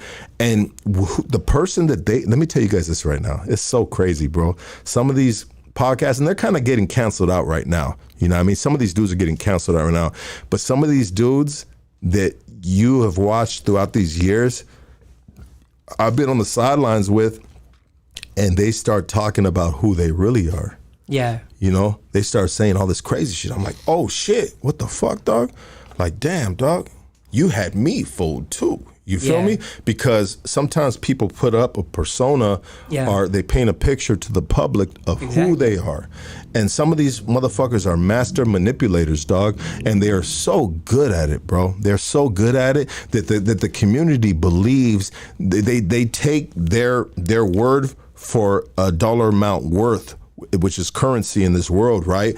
And they're really being led in the wrong direction. And that's why I've always been transparent with you guys. And I apologize when I'm wrong. And if you need to know who I really am, you can hit the streets and ask them, and they'll tell you who I am, you know what I mean? Which is a flawed motherfucker. But anyways, go ahead, though. See, the thing that you have to remember is time reveals and heals, no matter what. Time will always bring out the truth. The truth about people, the truth about situations, the truth in general. Yeah. You feel me? You just need to have the patience to let shit ride out. You know what? And you're absolutely right, bro. And I've had that patience too, dog, because I've seen these dudes tell me some shit, dog, behind scenes, and I was just like, whoa. Or they just had this one dude on their podcast, and then now they're at my podcast, and they're fucking shitting on that dude and airing out that dude's laundry. And I'm just like, damn, dog, that shit is cold, and I better watch out with this dude, you know what I mean? And I've always known, dog, that, and I have dirt, bro. I have like major dirt, dog, on like a lot of different people, and people have dirt on me too. It's all good. It is what it is. You know what I mean? It's a dirty game, bro. Nobody's fucking perfect. Everybody's got a dirt. But if you're fooling the community of who you are and you're not, dog, which I have never done, bro. I have never done. I've been transparent on everything, and I've put my skeletons out there, dog, you know what I mean? And because I didn't want them to come up and people try to slap me with them, dog. So I'd tell my worstest fucking shit, dog, just so I didn't have to ever deal with that, dog. But it's just like, fuck, dog. I guess it's entertainment. I don't know, bro. I'm not good with that entertainment, though. Yeah, now how now? Ain't no one gonna be cool with somebody faking the funk, especially coming from this lifestyle. Like, you know the type of environment that we come from, and then when people look at this as a form of entertainment that they don't understand, when the cameras go off, we're still living our lives. You know, like you get what I'm saying? And at the end of the day, if you're really out there, everybody's gonna know who the fuck you are. And you know, when you were on the podcast, and I like what we're doing right here. This dude is a fucking G right here. He doesn't have a lot of experience with podcasts except with hood stocks, dog. But he knows how to pass the ball back and forth in regards to conversation. You know what I mean? Podcasting is passing the ball back and forth, bro. Some dudes don't want to pass the ball, dog. And then when you try to say something, they just fucking overstep you, and you are a fucking true professional without even trying, dog. You know what I mean? Because you understand it. You know what I mean? You have the intellectual ability to understand what needs to happen right here. I wanted to say this right here. Talking about the intellectual fucking capacity of fucking being able to remember what the fuck you were gonna say. I wanted to say something very impactful, and it just skipped my mind. But anyways, it's all good, dog. 6 years, I'm drinking a little bit, dog, and that happens sometimes when I'm drinking. It's all love, my boy. No, so I wanted to fuck what I wanted to say was fucking very, very, very fucking important, dog, what I wanted to say. I lost my train of thought, dog. But anyway, so you get into this cell, bro. You're reevaluating your life. Well, yeah, because like... It's because when time is still... When time is... Like, when you do time... everything on the street stops. You can't... Well, everything on the street keeps going. It's everything for you stops, right? Exactly. And then, your legacy on the street stops. So no matter what you feel, what you think, the world is still going on without you. So at that point in my life, which is already a year into my term, is when I decided, you know what? You got to really think about this shit. Your mom's not getting any younger. Your older brother just got out of the feds from doing all this time. All this other stuff is going on. It's like, how long are you gonna keep being a dumbass for before you realize it? Is it gonna take you to die in order for you to get that shit? And like, I just kept on telling myself, like, I don't give a fuck. I don't give a fuck. And then it's like a conversation you have with yourself mentally. And I don't know if you ever heard the term ruminate. It's like when you turn a thought repeatedly and shit. Well, what's that, ruminate? Yeah, it's called ruminate, right? So I kept on ruminating, right? With the same thoughts about things that were out of my control. So once I started going back to the books, going back to the workout, and having a good ass Sally to go out there and read with, right? It's like I really, really got motivated because all my boys throughout all my terms are all lifers. Like, shout out to the homie Woody from 38th Street, Smiley from Playboys, the fucking homie Malo from fucking Squire Drive Chiques. These are all my workout buddies, right? But a lot of these people don't have this opportunity to get out. A lot of these people don't have this opportunity to take advantage of freedom. And I hope to God that they get out someday, because a lot of these dudes are solid ass individuals and they've been busted shit since I was a little ass kid. You know what I mean? But I seem to gravitate toward building relationships with lifers because those are the people that I could kick it with and intellectualize with. When you got a lot of youngsters and shit on the yard, they're gambling, they're trying to get high, they're doing all the most and shit, and that's cool. I was one of those dudes too. But after a while, when you're trying to change, but you know your pickings of who you associate with is slim. You're gonna pick the individuals who you could relate to the most, and I related to a bunch of the lifer homies because how well versed they were in all different type of fields. You know what? I want to say this, dog. So I've been doing a lot of reading lately, dog.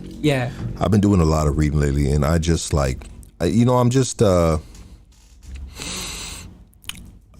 am thriving for a greater being within myself. You know what I mean? Like, I want to be, bro.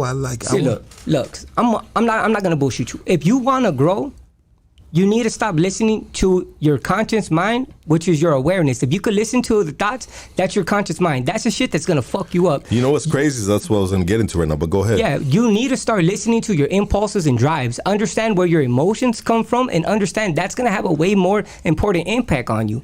Because the things that trigger you to get you angry, happy, sad, whatever, all stem from your own childhood, fool. And a lot of this shit is how you understand you. Because your book internally is way different than my book. So I could tell you about all the things that work for me, but it's not gonna do you no good because the way that I'm built is different than the way that you're built, even though we come from the same environment. Like, I had to take full accountability to realize I'm neurodivergent. I'm ADHD like a motherfucker, right? I suffer from trauma. I got anger issues up the ass, right? And yet, I always have excuses for shit. I don't know how this is that. Then I decided, stop being a fucking boy, stop being a little ass kid, grab your balls and be a fucking man. Get a job, push yourself, educate yourself, do what the fuck that you gotta do because eventually you're gonna die and all you leave behind is how people remember you. If you wanna be remembered as a good homie, then be a good homie. But if you wanna be remembered as a good dad, then try your best to be a good fucking dad. Shit, baby, my G. So I've been like, back to what you're saying, you went on the your conscious thing. So I realized that if you believe in God or not, God has given us something. Scoot your chair in a little bit more because you're fading out the thing a little bit, dog. My bad. You're good right there, bro. You're good right there, my boy. Right. Yeah. I'm reading this book right now, bro, and our conscience is us. Yeah. Our subconscious is God, bro. If you want to believe this or not, let me pitch this to you guys. All right. All right. So your subconscious is when you go to sleep, bro. Yeah. Your subconscious makes sure that you breathe, bro. Yeah. Your subconscious makes sure that the hair on your face grows. If you're a man or if you're a tranny, some of you fools are trannies, you know. Your subconscious keeps the system going. Yeah. You know what I mean? You know. And so the conscience is the innocent of man, of what they go through. Yeah. Right? So it's important that we fix our conscience because if our conscience is asking our subconscious are telling our subconscious what we want in life, then the subconscious, which is God, a program from God, bro, put into us to keep our system going even when we're sleeping, bro. Yeah. You know what I mean? Making sure we're breathing, all that other shit. Like, it's not our conscious making us breathe, it's the subconscious. You know what I mean? And I feel like that's a program from God, so everybody has a piece of God within them, which is your subconscious. You know what I mean? Our conscious is everything that we go through, and it's the mistakes that we make and the great things that we do, and if we're thinking about the wrong thing, you know. Am I making a little bit of sense right now? I've been reading some books, bro. I understand where you're coming from, and you're just trying to explain and say that the cause of all this stems from God, and that is beneath your awareness. So He's the one in control of everything else. I understand what you. I mean, when you go to sleep, saying, bro, it's not your conscience telling you to sleep because your conscience is sleeping. See, here's the thing. When you think of conscience is just awareness. That's all that conscience is, right? Conscience is your thought process. Yeah, no, see, it's not necessarily your thought process. It's words and images, right? So if you want to get into psychology about it, we could look at it like this. If I tell you, focus on my finger, and I tell you, just focus on my finger, what happens to everything else around me? It gets blurry, right? Yeah. But that's what your conscience is about. It's your center of focus, right? Now, if you have fears and desires, let's just say you're afraid you're going to have a horrible fucking podcast. And that's your conscience. Right? That's your conscience, right? No, but then that's your fear. Now, if you think that, you're going to bring that shit into reality. Exactly, but you're telling your subconscious that. Yeah, see, now... But is there a difference between conscious and subconscious? Yeah, see, your subconscious is beneath your awareness. So when it comes to your urges, if you feel an attraction, like something magnetically pulling you, that's your conscience. If you feel a fear and you don't know why, that's your conscience. Anything that brings out an emotion or desire inside you, that's your subconscious. That's beneath your awareness. It's an impulse or drive inside you compelling you towards something. But if you're aware about it, it's no longer subconscious because now it is conscience. You understand what I'm saying? I feel it. I feel it. So when you're sleeping and you have these crazy dreams and you wake up, bro, that's not your conscious, that's your subconscious. Or is that your conscious leaking over to your subconscious? Now, it depends. We could look at it from a Carl Jung point of view, or we could look at it from a Freudian point of view, or we could look at it from a scientific point of view. Now, if you want to look at it more for a Carl Jung point of view, he's going to tell you that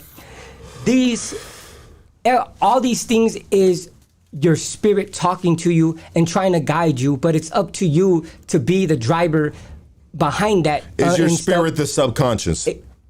According to some people, yes. Okay. Yeah. You know what? Check it out right now. We're going to be back with Loco right now. Let's pay some bills right now, baby. Let's pay some bills, baby. Gang. Gang. We'll be right back with Loco. This is a good conversation, baby. I love you, my boy. This is dope, dog. Yeah. Let's pay some bills real quick, guys. Here we go right now. Let me get this right. Loco, if you got a whistle, anything, brother, do it right now. Are we still live? We're still live. I'm just going to do hey, looking for some good quality cannabis. I mean, killer quality cannabis. Hit the folks at Killa Kush. They specialize in bringing you the best quality available from OG to exotic. They got it all, baby. Hit them up at Killa Kush _420. Roulette Printing. Sponsored by Roulette Printing. Matter of fact, Roulette Printing. Shout out to my cousin, Nick. He hooked me up with this badass fucking tumbler right here. Roulette Printing is he's doing tumblers right now. So if you got a brand, you want your brand on the tumblers, hear this ad out. Hear this sponsorship out, and he'll hook you up. Oh, excuse me, guys. I apologize, man. Roulette Printing is your one-stop shop for all your printing projects. From start to finish, Roulette Printing will walk you through the printing process and get you the quality prints you need. Conveniently located in the city of Huntington Park off Slauson and Maywood. Please Google and follow all their platforms, and that is at Roulette Printing, all right? Looking for the best criminal defense attorney in the city of Los Angeles? Look no further than Doug Sherrod and Doug Sherrod is our guy and can be your guy as well. Mr. Sherrod used to be a federal prosecutor as well as a district attorney for the city of Los Angeles. He didn't like the unfair politics on that side of the fence, so he's going to bat for individuals that have been wrongfully accused. He just had a bad weekend. Don't have a bad weekend this weekend. But if you do, contact Doug Sherrod at KingKongLawyer.com. KingKongLawyer.com. Orange County, stand the fuck up. Gutter Phenom. This is a lifestyle brand that's dedicated to supporting and inspiring individuals who are determined to achieve their dreams. We believe that no matter where you come through, what you've been through with hard work and dedication, anything is possible. Please visit gutterphenom.com. Gutterphenom.com. Use Hoodstock 20, receive 20% off. We are sponsored by fucking La Conecta. Hey, Texas, stand the fuck up. Teja, stand the fuck up. Shop LaConecta.com. Use Hoodstocks, get 20% off. Hey, we are also sponsored by fucking Bob Up. Hold on real quick, guys. Hold on. We are sponsored by Rick and Morty gummies. I don't take those no more during the podcast because they're just too much for me, guys. I fuck up interviews on the Rick and Morty gummies. But if you like to fuck with the Rick and Morty gummies, please follow them on Instagram at Rick and Morty Gummies Official. All right. You know what? I'm waiting for my stickers right now, but this is our sticker guy, Graphic Joe. Graphic Joe does all our stickers, Hoodstock stickers. If you ordered www.50rags.com, that's our website to get Hoodstocks gear, and you get a sticker, which all orders get stickers, dog. Those stickers come from graphic-joe.com. All right, use Hoodstocks and you're gonna get a big ass discount. We're sponsored by Lux Tattoo. Shout out to my boy Lux, best black and gray work in the city. Book your appointment today at Lux_tattoos. And we're also sponsored by these nuts, bitch. We'll be right back. All right, let's go.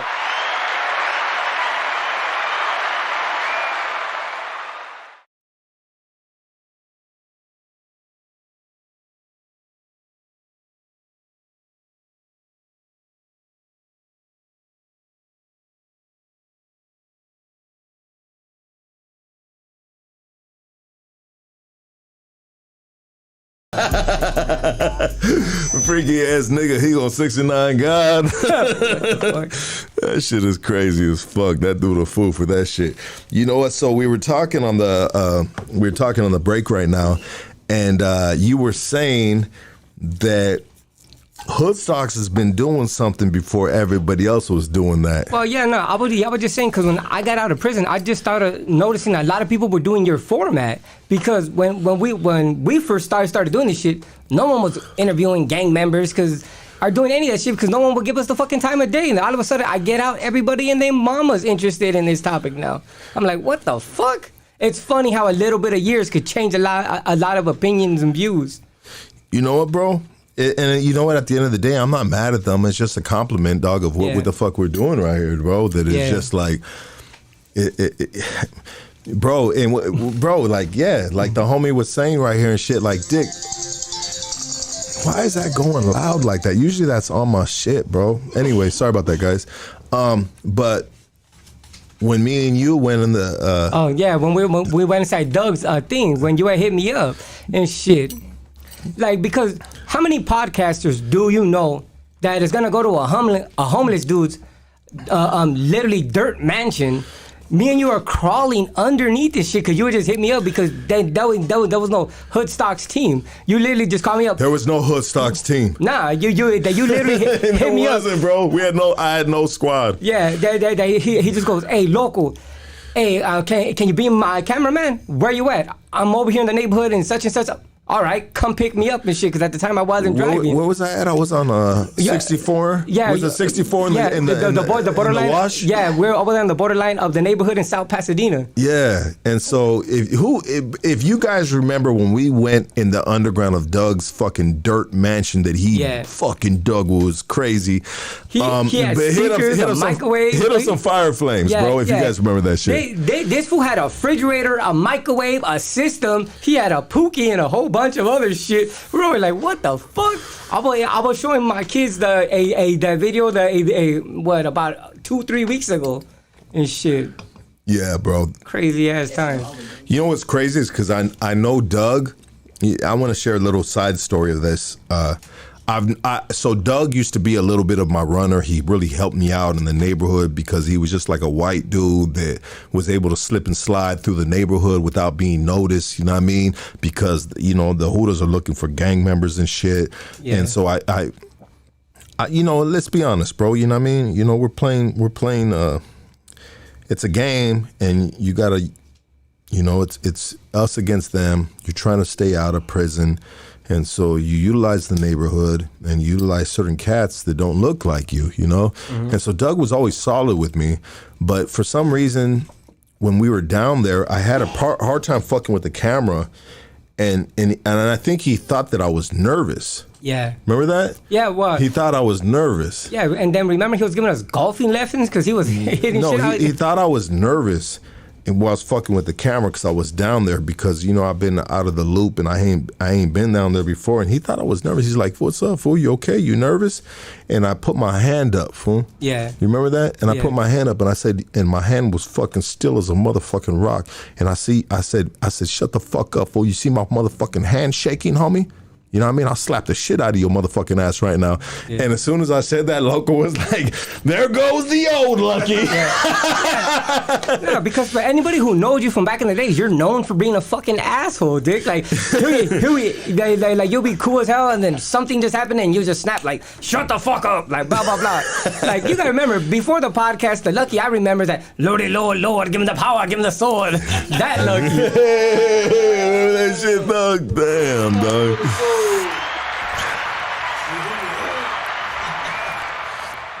God is good, dog. God is good, and God has been really great to me. You don't believe in God, though. Who do you believe in, fool? I believe in myself.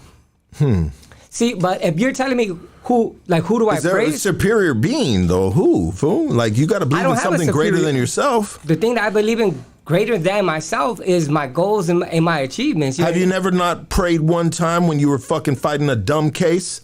To be honest, no. Like, my mom and them were raised, like, they raised me Catholic. I was raised Catholic. I think we had this conversation before, but just to go through it again, I was raised Catholic and stuff because my grandma's Polish and German, right? So I was literally raised Catholic. Then when I started going to jail, I started becoming more of an atheist. Then I went from atheism to Satanism. But when people think Satanism, they think devil worshiping, and it's not devil worshiping. Satanism is an atheistic religion that was based by Anton LaVey, which uses Satan as a symbol of rebellion. But there was a whole bunch of shit that I didn't agree about in the Satanic Bible because they believe in witchcraft and all that. And to me, that's like hocus pocus bullshit.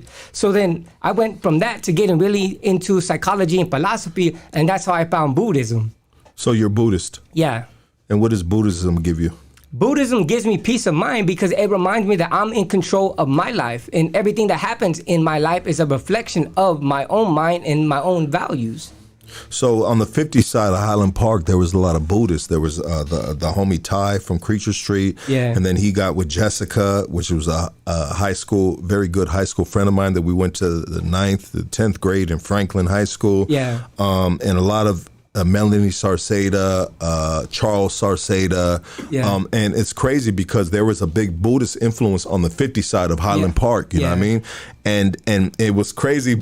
I keep on saying crazy because it is really crazy on these particular individuals, because when they would pray to the Buddhism and they would do the chant thing, bro, I would be like, damn, dog, what the fuck was that shit all about? Because I'm fucking twisting the pookie, homie. They're like, all this other shit, doing this crazy Buddhist chant, and they're just like, nah, look, I was just praying to the Buddha to get us some dope. Yeah, nah. I swear to God, I don't know bro. what type of Buddhist that was, but all right. See, the Buddha's not looked at like a god, so you don't really pray to him. He's more like a teacher, right? So when people but chant, there's chants though, right? No, see, but those chants are about frequencies, right? So if you say hum or any of these other chants, right, they're to silence your mind and to get your mind to a certain frequency, right? So they do a lot of stuff for calmness and stillness because they're trying to master their minds. So it has really nothing to do with praying for something, because praying is basically asking, right? So they were chanting for something. No, because they always told me. I said, that's crazy. What kind of religion is that? And they're saying, look, in the Buddhist religion, you can ask Buddha for whatever you need at the time. Yeah, see, maybe in Mahayana Buddhism, I'm not a Mahayana Buddhist, I'm a Theravada Buddhist. What's the difference? The difference is some people believe in spirits and demons and angel and believe that ancestors and this and this and that could give you things if you act accordingly. And the other side is just realistic. We're just scientific. We're basing everything off of our own willpower and our own point of reference. Would that coincide with like Scientology? No, see, this is the conversation I don't know if you remember, but back in that other conversation when we were talking about religion, where old boy had mentioned that, and I said no, Scientology is that shit down there in Hollywood. Those people believe that some aliens planted us in a fucking volcano and shit, and then single cell organisms fucking evolved into all this other shit. That's Scientology. You know what I mean? Is that really the true definition of Scientology? Well, I mean, how do you, if you plant me in a volcano, dog, I'm gonna be a motherfucking I'm gonna be a marshmallow on a motherfucking campfire, dog. Yeah, no, see, but what they believe is they believe in what they call the alien theory, right? Which is basically that human beings were created by aliens and all this other shit. That's what Scientologists believe. So I think what you're meaning to say is science. Does science coincide with that? Do you believe in aliens? I believe that there's a possibility, but do I think an alien's gonna roll up on me and bang on me? No. I got more problems to worry about what's going on in front of me than what's going on in outer space and shit. But so when we, you know what's crazy about this, and I said this the other day, and people were they for him, dog. They're clean. They're all washed. They're all washed, dog. They're for you, dog. Only on hood stocks, baby. Nah, I take care of my neighbors, dog. I had a bunch of like extra clothes and shit, and I just gave it to my neighbor, dog. You know what I mean? But there was drawers in there too, dog. Yeah. But they're wash drawers, bro. They're That's clean, cool. bro. You know what I mean? Like you don't got to do the laundry, dog. You know what I mean? I know you wear the same size, fucker. You know what I mean? Yeah. They're clean as fuck. They smell like Downy, dog. You know what I mean? They're soft too. You can put them on your skin, dog. Especially where the balls are at. What the fuck, like? Yeah, exactly, dog. What the fuck? What I want to say? Oh, so we were talking about aliens. Yeah. Aliens. So you always hear about like in rural areas in Texas and this and that, where they seen this, that, and they had a contact with aliens. You know, and I don't get too deep into that. But how many times do we see those spaceships going back and forth in space? See, and so are they from space, or are the aliens here with us? See, that depends. Like, we could get into some David Icke, and I could tell you, you know what, the alien bases are in the ocean, and they fly out and do this and do that, but have I ever seen that? What do I know about that? I don't. If you want to talk about reptilians and grays and all that, I could get into all that too. But my thing is, since I don't really believe in that shit, I never think about talking about it or processing. What do you believe in, bro? What do you believe in the process of human kind, bro? Let me put it to you like this, and this is just my beliefs. I think we're born, we live, and then we die. Through that process, we're growing and expanding. Now, what happens if you walk around in circles repeatedly? You're not gonna get nowhere. It's the same thing mentally. If you constantly think the same shit without stirring your own mind, you're constantly gonna be doing the same exact shit. You're gonna end up in the back of the same spot. Exactly. So mentally and physically, you need to grow and continue to grow. And that means being uncomfortable. That means going beyond the things that you're maybe willing to do. You know what I mean? Because I'll tell you this. Like, I go back to my lady again because she's on my ass and she lights a firecracker under my ass because it's like, I want to prove to you that I'm not like this or I'm not like that and a lot of other shit, because there's a lot of shit that I've never done before. And she pushes the shit out of me and I catch myself. You know what? You're slipping, you're doing this, you're doing that. Like, take the job that I got now, right? I know we're topic jumping and shit from aliens to working, but... What kind of job are you doing? So the type of job that I'm doing is I'm working with cars, where I work at a $1 billion company. It's called Miscellaneous Wilhelmsen, and we deal with cars coming straight off the port, right? Yeah. So when these cars come off the port, they usually bring them to us and stuff. And there's different branches and shit. I guess you could say that of our job that people deal with different things. Well, we specialize in Mitsubishis, Maseratis, Toyota Siennas and Ford Transits. So with a lot of those other cars, we just put stickers, labels, and all this other shit. But when it comes to the Mitsubishis, we do a lot of accessory work on there, like take out bumpers, put on mud guards, do scuff plates, do all that stuff. So what exactly are you, bro? I'm a PDI vehicle processor and accessory installer. I feel like you can just really like. What the fuck is that, bro? All right, I mean, does it pay good? How about that? It pays good. It pays good enough for me to be living the life that I'm living, fool. And what kind of life are you living right now at this point in your life? I'm living a good, peaceful, quiet life. Like, that's the reason why I don't put myself out there as much as I used to. I don't have contact with a lot of the people that I used to. It's just do you have an Instagram, bro? Because I didn't even know how to tag you, bro. Look, well, that's another thing I was saying. I do have an Instagram, but it's private. If you wanted to tag me anything, I was gonna say tag me on TikTok, because TikTok is more public. But for a lot of my Instagram shit, it's all private. Yeah. Why is it private? It's just private because there's some things that I don't want people to be in my business about, like especially my everyday life. And there's other things that I don't mind sharing, so it's more public. And so the TikTok you don't mind? Yeah, the TikTok I don't mind sharing public, but when it comes to where I post my kids at and all this other stuff, like, yeah, I'm not gonna be sharing that. What is the quality of life you're living right now? To be honest, it's cool. I live in a 5-6 bedroom house, garage, gated community, away from all the shit, away from all the nonsense. I live in a farm area and stuff, but where I live, it's like peaceful as fuck. I don't got to worry about getting shot. I don't got to worry about the cops running up on me and trying to take me to jail for some bullshit. I literally go to work, go home, Monday through Friday, weekends, I'm doing something with the kids, and every now and then, me and my girl go out and we'll go do something together. So I would ask you what your old lady's name is, but what possessed you to put that across your neck? What possessed me to put it across my neck? Yes. I guess a promise to myself and a promise to her. What is it something with you in regards to relationships, bro? I'm not trying to bust a Dr. Phil on you, dog. No. Nah. To be honest, nah. If you think about it, Lux, I've only been in 4 serious relationships in my whole entire life. I'm 37 years old. I only got 2 kids, right? So it's not something about me and them relationships. It's some people you grow from, some people you learn from, and other people you grow old with. This is the person I'm growing old with. You know what, dog? Let's go, baby. Go old with, right? Yeah. I love that, brother.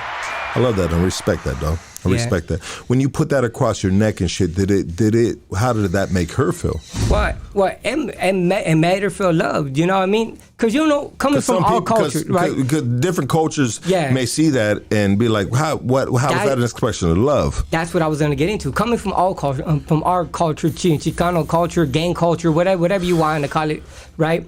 We get our tattoos to show our loyalty to the things that we represent, rather it be like the HLP behind my head. Show that real quick. Okay, we see that. Yeah, rather it be the HLP behind my head to show where I'm from, or a person's name across your body to show you their value to you. If you're walking around with a fucking billboard, right, that's basically saying that's how much I value this person. And it's a culture, right? Yeah, I got my girl. Where my girl at?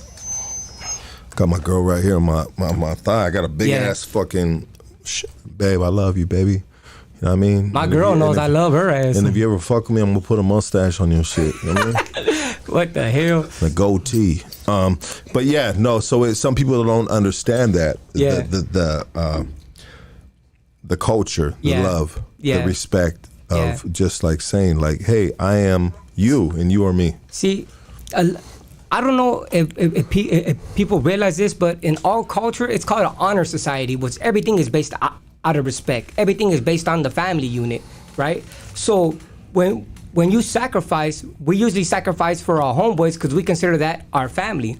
But when we get into relationships, depending on the person, because believe me, there's whores out there, there's this, there's that. But depending, if you find the right person, like you and your lady, you guys been together for years, ups, down, whatever the case may be, real shit. You guys ride it through together. That's my baby. But that's because it's solid. I love her so much. And she loves you right back. If not, she wouldn't be with you. No, she wouldn't. And that's she puts up with my shit, though. Dick fool, and that's all. She lets me be me, dog. Exactly. See, I love my girl so much because she lets me be me, dog. See, that's the thing. If my girl let me be me, I'll be in jail.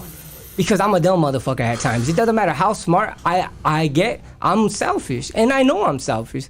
So when you got somebody right there to tell you like, Dick, think about this or think about that, and they're giving you a different point of view to look at something, you're not listening to them because you have to listen to them. You're listening to them because you're like, fuck, I didn't think of that, or fuck. Well, let's say this, bro. Let me present you this right here. All right.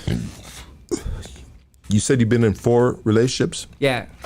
4 serious relationships. Yeah. Okay. And the 4th relationship is the girl you're with right now. Yes. Okay. And so, I know your relationships. Yeah. You know, and so I wanna respect them. You know what I mean? And I don't want to shit on them. And I know you don't want to do that. Yeah. either, No, bro. I'm not trying to disrespect nobody. Exactly. But so this relationship right here. Have you been the smartest person in the previous relationships, or is this one? No, I've been the smartest person throughout all those relationships except for this one. Yeah, that's what I'm getting. And this one, my girl runs shit. She runs her own company. She makes a shitload of money. She don't need none of my money. Yo, feel me? Like, she helps me grow though, because like she's the type of woman. Like, I'll just give you this good example. Just the other day, her and then her eldest son, they helped my other daughter Julia, right, start her own business. They start the shit online. Then they start doing like little fucking like things for branding. Then they start doing this and doing that, and then they start putting it out there. And now you go like 2 months ago she wasn't selling nothing to now she's over there selling a whole bunch of shit online. Yeah. You know what I mean? And she's that type of person. To what's taking so long? Why are you waiting? Do this, do that.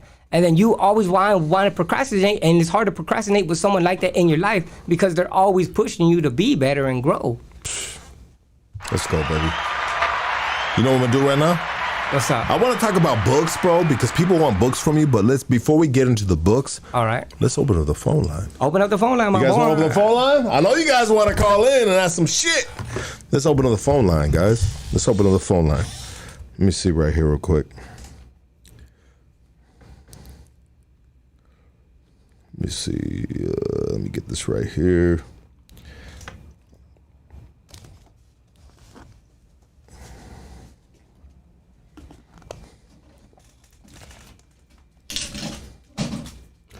Phone line is open. All right. Anybody that wants to call in, call in. You want to talk to Loco? 2.75. There it is right there, guys. I'll see you guys right there. Everybody hit that like, hit that subscribe if you ain't subscribed already. This is 6 years celebration of Hood Stocks right here. We got the OG guest right here, Robert Loco Delgado. I mean, do you feel any? Let's go. I don't know why that does that like that. Me too. You're on Hood Stocks. Talk to us. Okay, what's up, Esther? What's up, Maji? Where you calling from, dog? ATL, Georgia. How you doing, gentlemen? Georgia in the casa, baby. Let's go. That's right. That's right. That's right. That's right. Hey, I just want to say I like the intellectual level of today's podcast, man. You guys are doing a good job. Thank you. You know what? It really helps when you got an intellectual motherfucker right here, dog. That's right. That's right. Hey, check this out. I want to recommend a book to you guys. All right. Go. It's a book. It's called How to Climb Stairs. Okay. All right. Who's the author? Well, it's a guide, a step-by-step guide on how to climb stairs. The author is Pete and Repeat. Pete and Good Repeat. guys. All right. Yes, sir. I'm saving it right now. Appreciate you, brother. Yeah, check it out. Yeah, stay up, man. Thank you, brother. You're on Hood Stocks. Talk to us. Hey, what's up? Shout out to Lucky and the homie from HLP. I just had a quick question. I'm from the upstate. I'm from Fremont. All right. What's up, homie? Yeah. Were you ever locked up in Old Folsom from 2000? January 2022 to January 2022? Yes. Yes. That's where I just got out of Old Folsom. Yeah. Because I was on the yard too. That right there. I remember you. You look familiar. That's why I was telling my homies. Yeah, no. I was like, I used to always be right there in the workout area. I was over there in building 2. Okay, I was in building 5 though. I was in the luxury. So you were over there in the dungeon and shit. Yep. Hell yeah. That's right, my boy. Yep. Hey, thanks for calling, my boy. Thanks for appreciating the real one. For sure, man. Stay up, man. Shout out to you and Lucky Art from the Bay. Likewise, my boy. I see Cardala guys right there, baby. That's my G right there. You're on Hood Stocks. Talk to us. What's happening, big Lux? What up, baby boy? Where you calling from, dog? Shit, I'm in the city of Rosemary right now, but I live in Pico Rivera. But what's happening, dog? I'm watching the interview. Hey, good ass podcast, homie. Shout out Hood Stocks. Shout out to homie Loco and shit. Hey, shout out to homie Flocko from Highland Park. That's right. Hey, you know, Flox. Shout out to Flox. Flox, bro. Hey, Flox on yeah, lockdown. I know that fool from. I know that fool from a couple years back. Shit. That's How you right. doing though, man? Hey, shout out to Hood Stocks, dog. I've been watching Hood Stocks for a long time, homie. Thank Hell you, brother. yeah. Hey, we doing and just, it, you know, a lot of people in the comments, they be saying like, "Oh, this fool Lucky's faded," but so what? That's Lucky, homie. That's just get down. Lucky's having Lucky's having a good time. We're just enjoying the moment, my boy. Yeah, hey, shout out K9, hey, shout out Big Droops too, dog. You know, That's I'm glad right. that fool made it through there. Shit, man.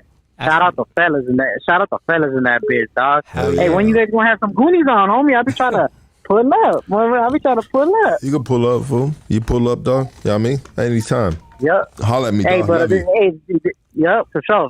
Like, Go ahead, bro. I was gonna hang up on you, but go ahead. Lucky's faded. Yeah, Lucky's faded, dog. It's fucking Saturday night, bitch. You know what I mean? What the fuck? And when am I supposed to be sober? You're on Hood Stocks. Talk to us.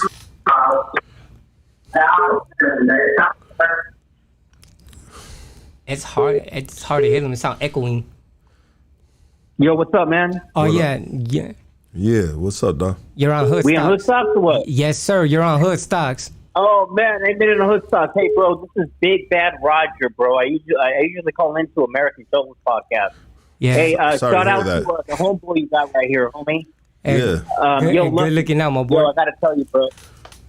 You know what? Oh, yeah, man. Listen, I'm a refugee from Southern California, homie, and I've been living in Arizona now for like about 17 years. But hey, man, That's I right. still love Southern California, bro. I would move back if I could. Hell yeah, I but can't afford it, homie. hell yeah, I heard the Hey, hell out of man. that. Yeah, man. So just big shout out to everybody on. Dude, I'm a big fan, man. Now, you guys won me over. All hey, right. I just wanted to ask, Lucky. I want to ask you a question, though, bro. Sure. How do you feel about Donald Trump? You know what? Well, I'll tell you how I feel about Donald Trump. If it's between Donald Trump and Biden, bro, like I'm gonna vote for Donald Trump. I heard the hell out of that. Spencer, doggy. Donald Trump all the way. But that was shunned on once upon a time ago, and I never thought in a million years that I would say that, bro. Hey, Lucky, I'll tell you, frowned upon or not a frowned upon, I don't give a fuck. Puro Trump. Bro. Yeah, bro. Bro. We live and learn, bro. Like, you know what, dog? Hell Check it out. Check it out. Let me say this, dog, before you guys fucking start blasting me up, dog.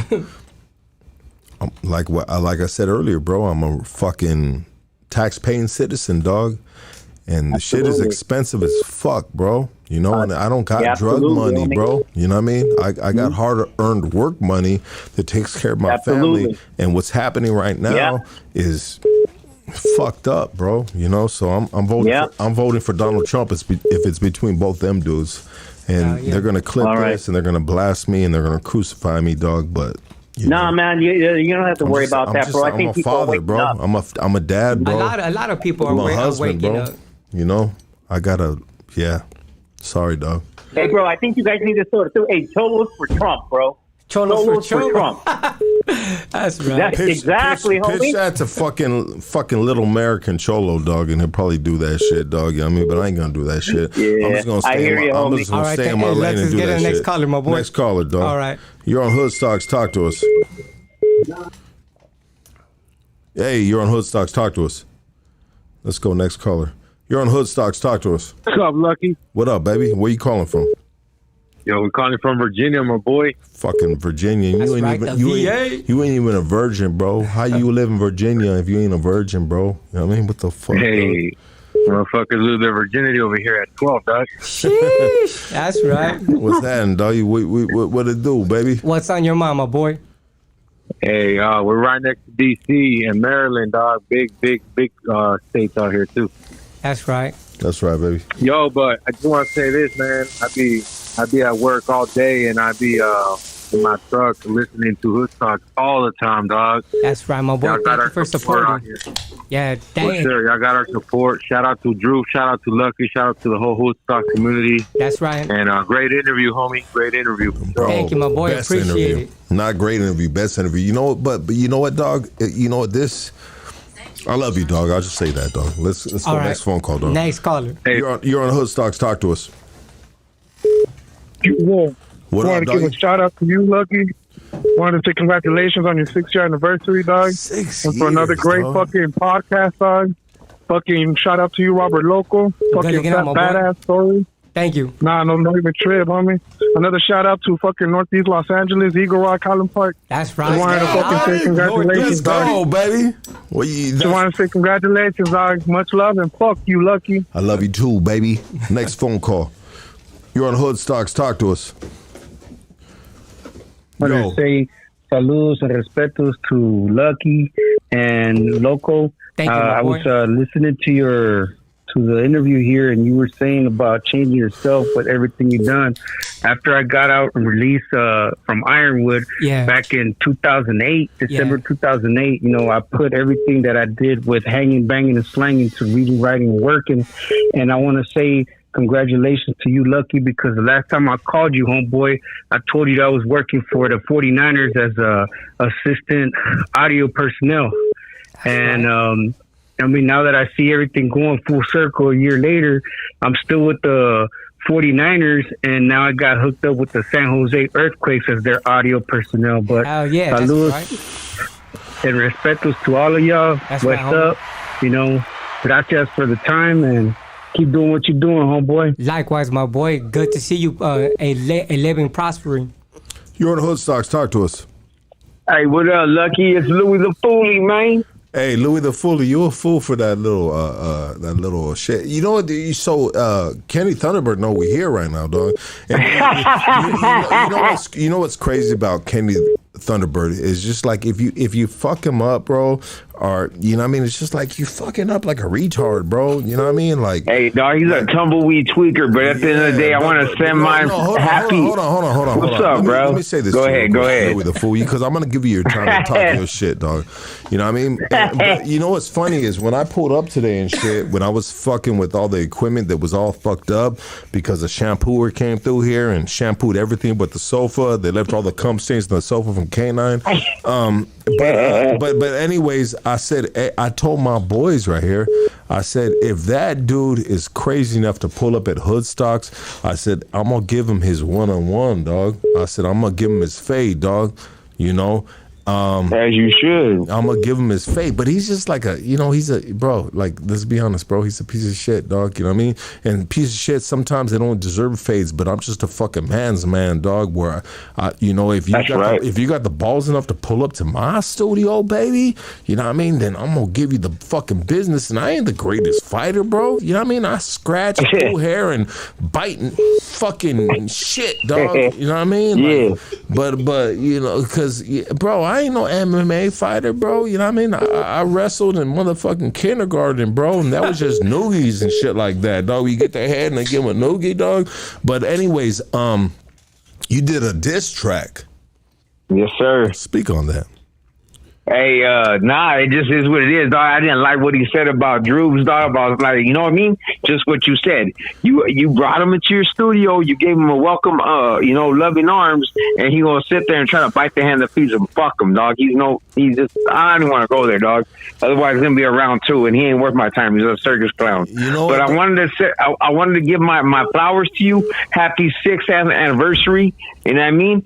Hey, Lucky, everybody that's listening, Lucky is the Wolfman Jack of SoCal, dog. That's real talk. I don't know who Wolfman Jack is. He's a Wolfman Jack of SoCal, dog. Disc jockey, fool. Oh, is that right? Yeah, he's an old school disc jockey who had a lot of respect back in like the 50s and 40s. Oh shit! Let's go,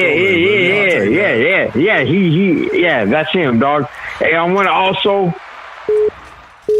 I also want to send a shout out to Robert Loco. Look at that, your point of view, dog, from an atheist point of view. Yeah. You know what I mean? And it enlightens me because I'm not a religious person, but I'm more of like a kind of like not agnostic. Like I want to believe, like in religion, but I can't. I just believe it in the higher power. I know there's a higher power up there. For all we know, we might be in a game system, dog. Yeah. That's right. But hey, happy 6th anniversary to Hoodstocks. What up to Robert Loco? Shout out to Lucky. Shout out to K9, Killa Dog, everybody in the building. Yes, sir. Louis the Foolie, I'm out. Hey, Kenny Thunberg, wash your ass, puto. Let's go. Next phone call. You're on Hoodstocks. Talk to us.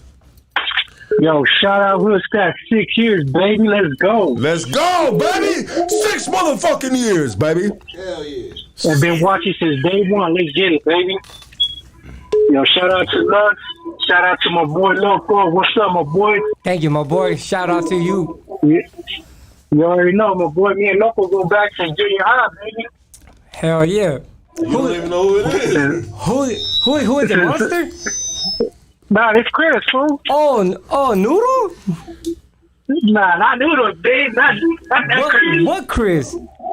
Other Chris, fool. We used to, me, you, Chris, and Buck, we used to be from the same time go back in the day. Oh, yeah, when we used to be running around collecting bottles, spraying on walls, huh?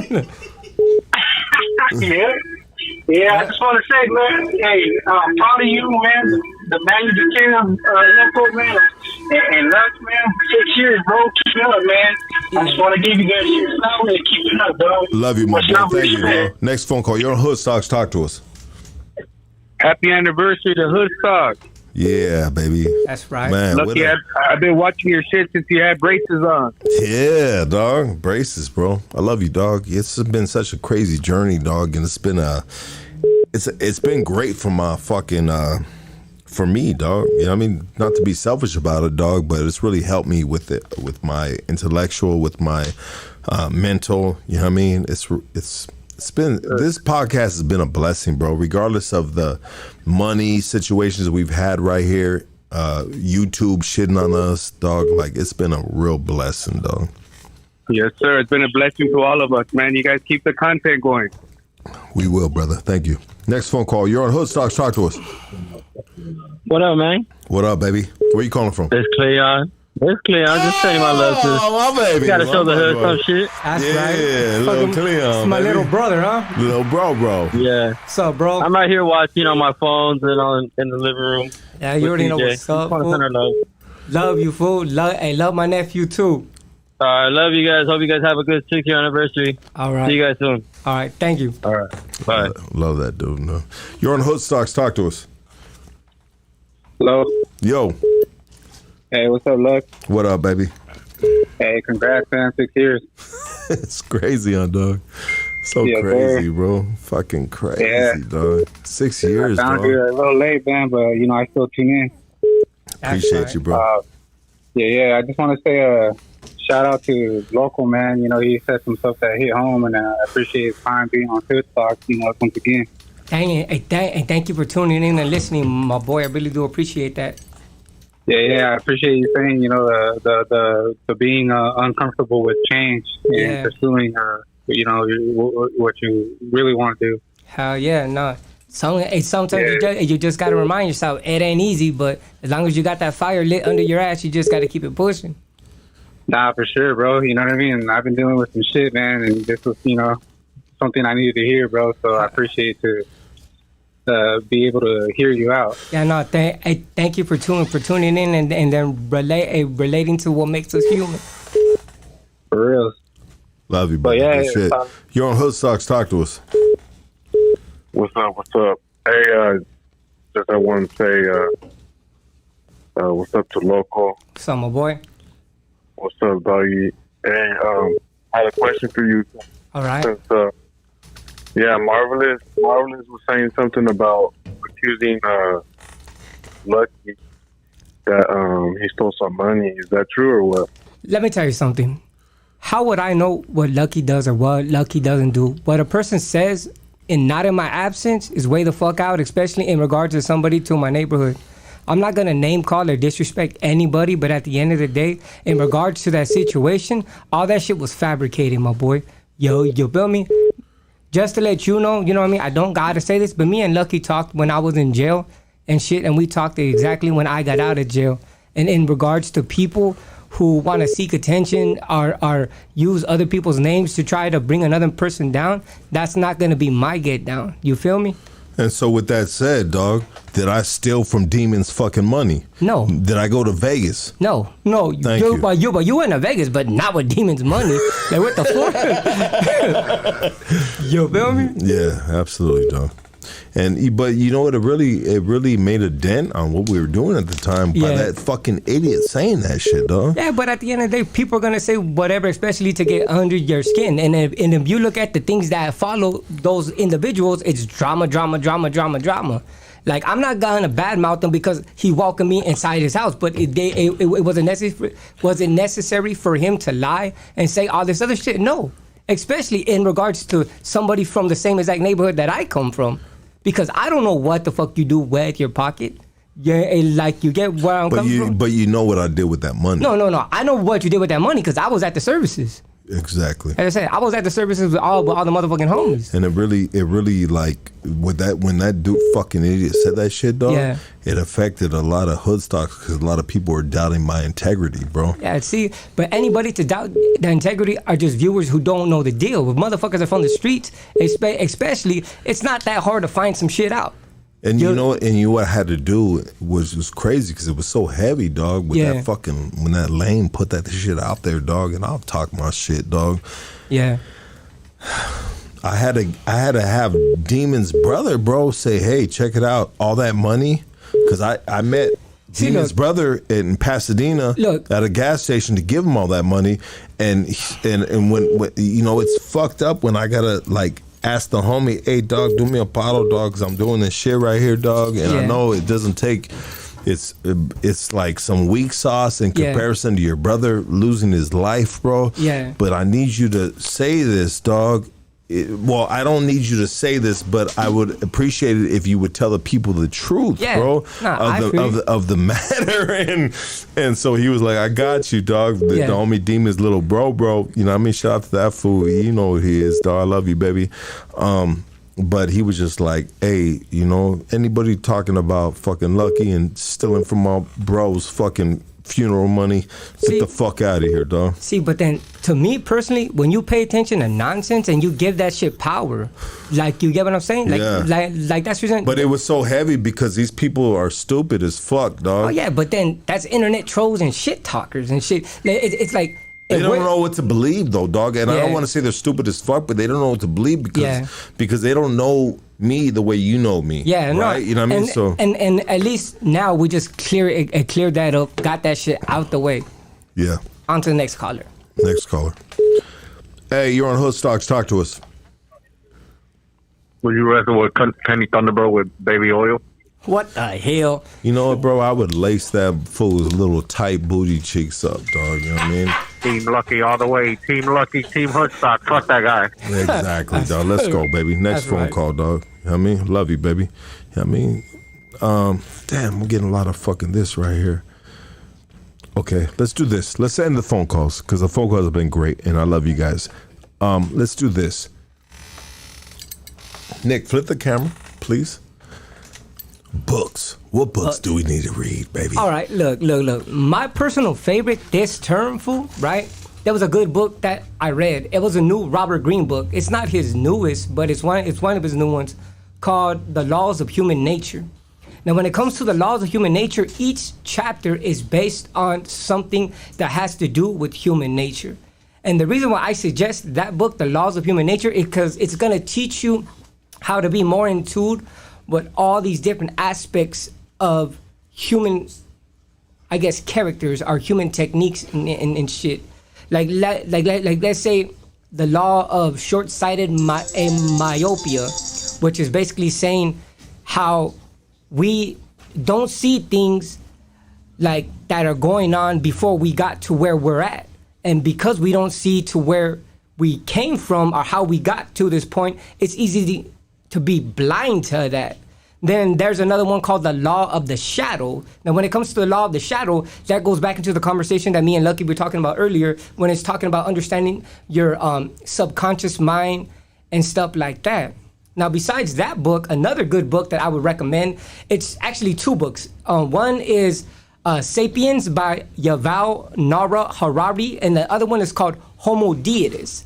This takes you on a historical path of human nature as human beings, how we were a different species than other types of people, like how there's gorillas and apes and this and that. Well, there used to be other type of sapiens, like there was Neanderthals, and I can't remember all the other names off the top of my head, but it goes on to that crazy ass shit. Then it starts telling you how agriculture and stuff started creating war. Like, let me give you a quick example just so we could be on the same page. Let's just say we went from hunters and gatherers to where we didn't settle in nothing, to then we started learning agriculture. So once we started learning agriculture, we could sit in one place and start farming. Now, when you start farming, that means that you could have your own food right there whenever the hell you want it. And when you could do that, if there's some motherfucker starving and sees that, what's he gonna do? He's gonna try to take that shit. So when he try to take that, you're gonna kill him. Now this starts war because it starts the haves and have-nots. And this shit just gets more advanced and more advanced all the way up into where we are now. That's that book, Sapiens. Homo Deus goes into that further, but it explores the idea of happiness, getting into the brain chemicals inside our brain and going on to famine and war and all this other stuff, how in the future, how we could get rid of that. I'm trying to remember the names of the chemicals that are in the brain. I want to say one is, my mind's drawing a blank here and shit, but I know, yeah, sorry, my mind's drawing a blank. But that's another good-ass book. It's called Homo Deus by Yuval Noah Harari. Another good books that I would recommend is anything by Joe Navarro. Joe Navarro is an ex-FBI agent who studies body language, or what they call kinesthetics. So this teaches you about people's tone, about people's postures, and all this other stuff, how to basically read a room. So anything by him, rather it's his body language, a dictionary, or any of his other books. Those are all good books too. Besides those books off the top of my head, I really can't think of anything else.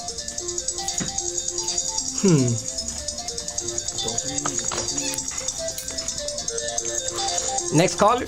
Yeah, next caller. You're on Hood Stocks. Talk to us. Hello, is this Hood Stocks? Yes, sir. Hey, man, it's been a minute. I was actually gone away for a little bit vacation, if you will. Yeah, been there, done that. Yes, sir. But look, Hood Stocks the realest. Yeah, thanks for your support. And let me tell you guys why, real quick, if I could. Go ahead. I remember I paroled in 2016. Yeah. And I wasn't used to what's going on out here in the world, all the gadgets and, just like how life changed in the years that I did behind the pen. How, yeah. The world goes on without us.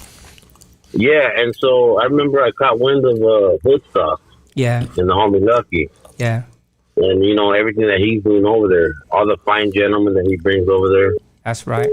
Gentlemen. I was like, man, this is like, okay, that's something that I can gravitate to. How, yeah. And so, congratulations to Hood Stocks. Thank you, my boy. You're still Thanks the for your realest. support. Hell yeah. No, Hood Stocks still the realest regardless, but the people that they bring on there, it's always amazing.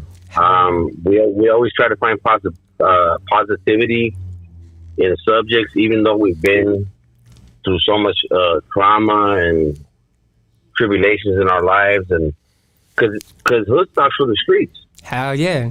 Straight from you know the what I'm streets. saying? Has it in the name. Yeah, that's what I'm saying. And so to me, this podcast is amazing. Yep. And there's a lot of us that feel that way because we're not all perfect. Yeah. We don't come from a perfect situation, but we always try to find a way to gravitate for somewhere that can make us feel better about our situation, right? Let me say this. What if we can have like a powwow within the community, dog, where we're sharing ideas, we're sharing information, and we have a dude like Robert Loco Delgado running it, bro. Not me, Robert running this shit. You know what? I'm gonna do that, bro. I'm gonna do that where we have him as a spokesman that can empower the community, a group of individuals, and we're gonna have to charge these dudes, bro. We're gonna have to charge these dudes to get in because we need to compensate Robert's time. You know what I mean? But I think it would be very, very uplifting within the community, dog. You know what I mean? And some people are like, "Why you gonna charge, dog?" It's like, well, dog, the homie need the gas money, and you taking time off from work, bro, for this shit. Like, yeah, dog, he got to make some money, bro. You know what I mean? I won't take no money out of it. I'm just gonna orchestrate the event, type of shit, dog. But man, bro, the powwow of minds, bro, to come together and help the community, dog, is what the fuck I'm talking about since day one, dog. Since day one with this shit, and these dudes Loco, all these dudes that I had on here, bro, they have fucking given me jewels and they've topped me, dog. While you guys are right there, bro, in the audience, in the chat, listening, bro, like, fuck, I'm the same as you guys, dog. I'm the same as you guys, bro. And this has been very fruitful. 100%. And one more thing I want to say, man. Droops, I don't know him personally. I know of him because I'm from the area, maybe not like the Northeast, but not that far from there. And I mean, God bless that man. I mean, whatever he's been through in life, it doesn't matter because I could tell that he's in a peace of mind. He loves people. He understands where he's at as far as certain things go. But man, sometimes we just gotta let things go and not really get caught up in all the gangbanging and stuff. I know that's touchy, and people stand where they stand, but sometimes we gotta respect the man for who he is, And so I'm glad that he's feeling better, and God's good, man. God's good. We all just gotta find a way and love each other. I was sitting in the hospital with Rick, and I was fucking with him, right? Because this is my boy, dog. It's my bro. You know what I mean? It's my big brother. It's my little brother. It's my brother. Don't play with it. And I said, Rick, real shit, dog. I'll tell you guys this shit right now. I said, Rick, what do we do from here, dog? Is it time to go Christian? What the hell? And he said, Rick said, come on, dog. You fucking with me, fool? Like Rick is Rick's a gangster, bro. The boy's a gangster. I think stories like from Droops and everybody that you honestly had on there, there's a message behind it, right? You know what's crazy and too is I was important to our community. You know what? I was with Rick Friday, right? And I said because I appreciate the value of one man, and sometimes in this community, like if it was Tupac getting shot, if it's the bro getting shot, like it's weird in this community that we live in that it creates value, or it creates respect. Oh, he got shot, and you know. And I said, Rick, this is the humbleness of this dude. This is the humbleness of Rick. And I want to say this for this. I said, Rick, after this, dog, you know what I mean? Like, damn, dog, whatever you want to do, Rick, you know what I mean? Like, we do it, baby, you know what I mean? We need to get your own show. We get your own show right here on Hoodstocks. It's like, it's easy. And Rick was like, nah, Dick, we just going to keep on doing what we're doing, you know what I mean? And that comes from a different type of creature, bro. You know what I mean? A different type of human being, you know? And I want to give you your flowers. Can I give you your flowers real quick? Yeah, go ahead, brother. I'll take them. Honestly, like I said, man, Hoodstock, you guys are different. I know I'm part of the community. All the stories that get told on this podcast are amazing, right? And so nobody has ever done what you're doing. And so, God willing, you will stay healthy for a long time and nothing ever bad will happen to you. But you deserve your flowers as well as all your guests. I mean, Hoodstock is a movement. It's amazing. I mean, it's really incredible. And the way you guys impact the streets, maybe you do know, maybe you don't. But I know a lot of people listen. A lot of youngsters listen. And so they can pick up game and learn from a lot of these stories that people are up there sharing with us, and thank you guys for that. Absolutely. I want to share one more story. So the first time I visited Rick, Mom's was there, right? Diane. Big Diane. Yeah. Big my mom. Mom's, right? Yeah. All the homies know her. And so Rick was like, Rick was like, he wasn't getting no food, dude, at the time, and he was just on this fucking fluid diet that he can only be like as energetic or like as much as he can be in the situation. So you got to keep in mind when you're getting visited by all these people that are pulling up and showing you love, you know, and you're on a fucking like a fluid diet, this intervene or whatever they call it, you know what I mean, that's getting pushed through tubes, you can only like show so much gratitude, right? You can only show so much energy. And I would say at that point you have no energy, you know? And so when I was there with Rick, I didn't press him for a lot of conversation, but Mom's was right there. She came in from Texas, and so me and Mom's were just going back and forth, and she was so funny, dude. Diane is always like, she's just like a classic woman, you know what I mean? She is just made from a whole different cloth, bro. Like, you guys don't even know the caliber of the mom that Rick has, and that's his mom too, right? This dude over here. And she was like, I remember before Rick got into the neighborhood, she said fools would pull up. She said, like, grown man will pull up and they be trying to bang on Rick. And she was like, shit, well, you fucking with my son. He's a tiger. I'm the gangster. I'm the gangster. I'm Sleepy from Clown Thorn, motherfucker. C14. Dude. Diane Moms was telling me that, bro. And she was like, these fools would pull up on my son and be like, don't trip on that fool. That fool just a tiger. But I'm a gangster. And you want beef? I give you the beef. And she was talking about swinging baseball bats and all that other shit, you know? And you know what? I love Diane so much, you know what I mean? Because I respect her as a woman, and I respect her as a woman that had to raise like these dudes in these circumstances, you know? And she's just if you ever be able to sit down with this dude's mom, Rick's mom, it's just like it's different, dog. It's different, dog. And she was right there rubbing Rick's feet. Like and I felt like a little weird, bro, because I felt like I was invading Rick's privacy with his mom. You know what I mean? And I felt like maybe he felt a little bit uncomfortable with me being right there while his mom was rubbing his feet and just kept on rubbing his legs and all that shit. And that's a motherly love, but maybe that's just like what I've been missing in my life that I've never had, and maybe I made myself feel uncomfortable because I didn't know what that felt like, you know? But I respected it and I appreciated it. And when you're laying in a hospital bed and you got homies coming through that are gangsters too and shit, and you're laying there in a very vulnerable situation and shit, you know what I mean? It's different. I think that hits different, though, you know? And I might have said too much, bro. But it impacted me. It impacted me in that visit to see his mom rubbing his feet and rubbing his legs for circulation, right? And circulation is life, bro. You know, and I respected it, bro. You know what I mean?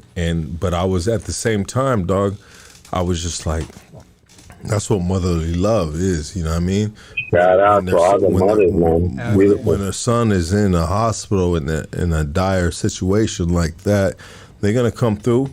Want to go on the next caller? They're gonna. No, I want to say this. They're gonna rub the feet. And they're gonna rub the legs. So, but our next caller, though. Thank you, dog. Thank you for helping me with that. You're on Host Talks. Talk to us. Hey, it's back again. I just want to say, Droops, I'm proud of you. And I want to know who took Droops Benihana's, because I need some Benihana's too, dog. Well, you know, for one thing, dog, if you want Benihana's, bro, you got to fucking get a job, bro. You know what I mean? That's the one. You know what I mean? Like, one last time, I just want to give a big shout out to the whole Hoodstocks family, bro. Who? Hoodstocks family. Hoodstocks family. Let's go, baby. Yeah, hey, K9. K9 is outside fucking... Where's K9 now? That's what's doing backflips outside, eh? All right, dog. Much love and respect, homie. Loco, I'll hit you later, bro. All right, my boy. Much love and respect. You're on Hoodstocks. Talk to us. What's up, man? I just want to say, happy 6-year anniversary, Big Lux, and don't fuck with that dude, Kenny Thunderbird, man. Those fucking Northern Riders had that fool doing burpees on the fucking podcast, man. You know what, bro? Fucking stupid ass. You know what, dog? I'm not a bully, bro. I'm not a bully, I know, but still, stay away from him, dog. He's not even worth talking about. You absolutely correct, bro. Like that dude, when he was here, bro, I said, this dude has some serious issues. And it was concerning to me, bro. But if you go into his story, his paperwork, Droops pointed it out, dog, that he was like doing some stupid, grimy shit with his sister and the Hodas and this and that. You know what I mean? So he's just like Want to the next caller, Lux? Next caller, dog. All right. Hey, you're on Hoodstocks. Talk to us. What's up, Big Lux? C-. What's cracking, my G? What's cracking, homie? Long time no talk. Okay, let's go, baby. What you got? We got sending you messages, homie. Fucking naked flicks, and you don't return my text messages. Well, you know what, dog? You know those fucking naked flicks aren't very impressive, dog. You know what I mean? I was wearing fucking neon pink, homie. What do you mean they weren't impressive? You weren't, dog. I'm sorry to break the news to you. No, hey, dog. C-, dog. What's up, bro? It's been very chaotic lately, and I get a lot of this shit. But hey, you got Loco. What's up, here. Though? Did you see the first podcast with Loco? Yeah, come on, homie. Yeah, I've seen all of them. Yeah. Hey, dude's intelligent right there, bro. Give it to him. And you're stupid, bro. So all right, see you later, bro. No, I'm just playing. Hey, yeah, you fucking dick. Hey, fuck, I just wanted to tap in with you real quick. I'll let you be on your way, though. Next phone call. You're on Hoodstocks. Talk to us. Hey, what's up, birthday? What up, dog? Where you calling from, dog? ATL Georgia, doggy, what's up? Let's go, baby. ATL Georgia, they got a lot of homies, bro, that are fucking with us. That's bro. right. That's right. Yeah, we're representing here. Hey, check it out. I got a question for you guys. All right, what's up?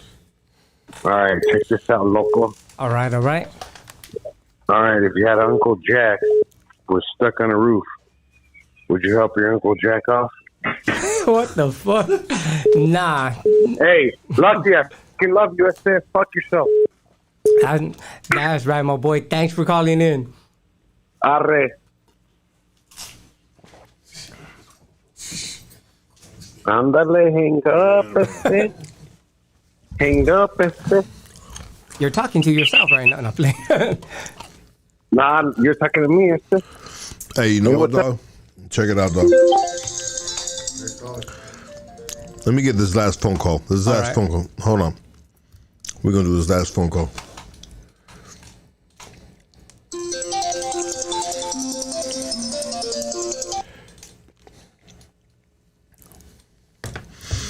Let's go. What's happening, my G? Playboy. What's that? That's stupid. Next phone call. What's happening? Hey, what's up, fool? You see bang or what? What's that?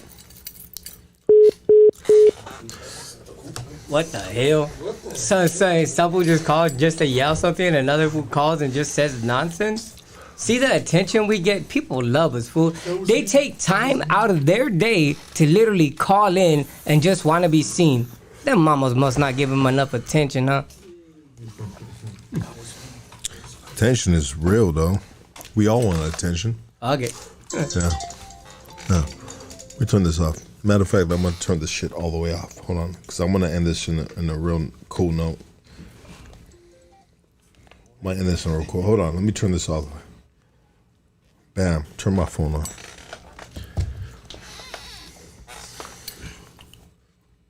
See you guys right here. 707 people tapped in right now. It's respectable, right? Yeah, that's respect. Much appreciated. It came through for you, dog. Yeah. Can you imagine that? Yeah. 700 in whatever is just interested in what we talking about. Not what we talking about. What you talking about? That's right. If you would, I'm gonna end this with this, and this might be complicated, bro. All right. Once upon a time ago, you went to prison for videos of you jumping cats in. Yeah. In this time that you're in your life right now. Yeah. If those dudes are watching right now, what would you tell them? The people that I jumped in? Yeah. Those are the little homies. I ain't got nothing but love for them. No, but what advice would you give them in life? What advice would I give for them in life? Yeah. Don't be an idiot. Don't be anything like I was. You know what I mean? Learn from your mistakes and understand that it's cool to have fun when you're young, but if you don't grow up, you're rather gonna end up dead or in a jail cell for the rest of your life. That's all it's gonna come down to. When you were in that jail cell, bro, you know what I mean? We evaluate oneself. Hell yeah, we evaluate ourselves because we got nothing else better to do but stare at walls and think. And you said, I'm better than this.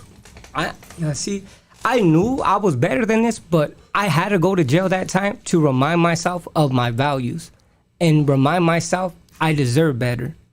And like I say, I give credit to my chick because even though I felt like it, she pushes me to live up to that standard.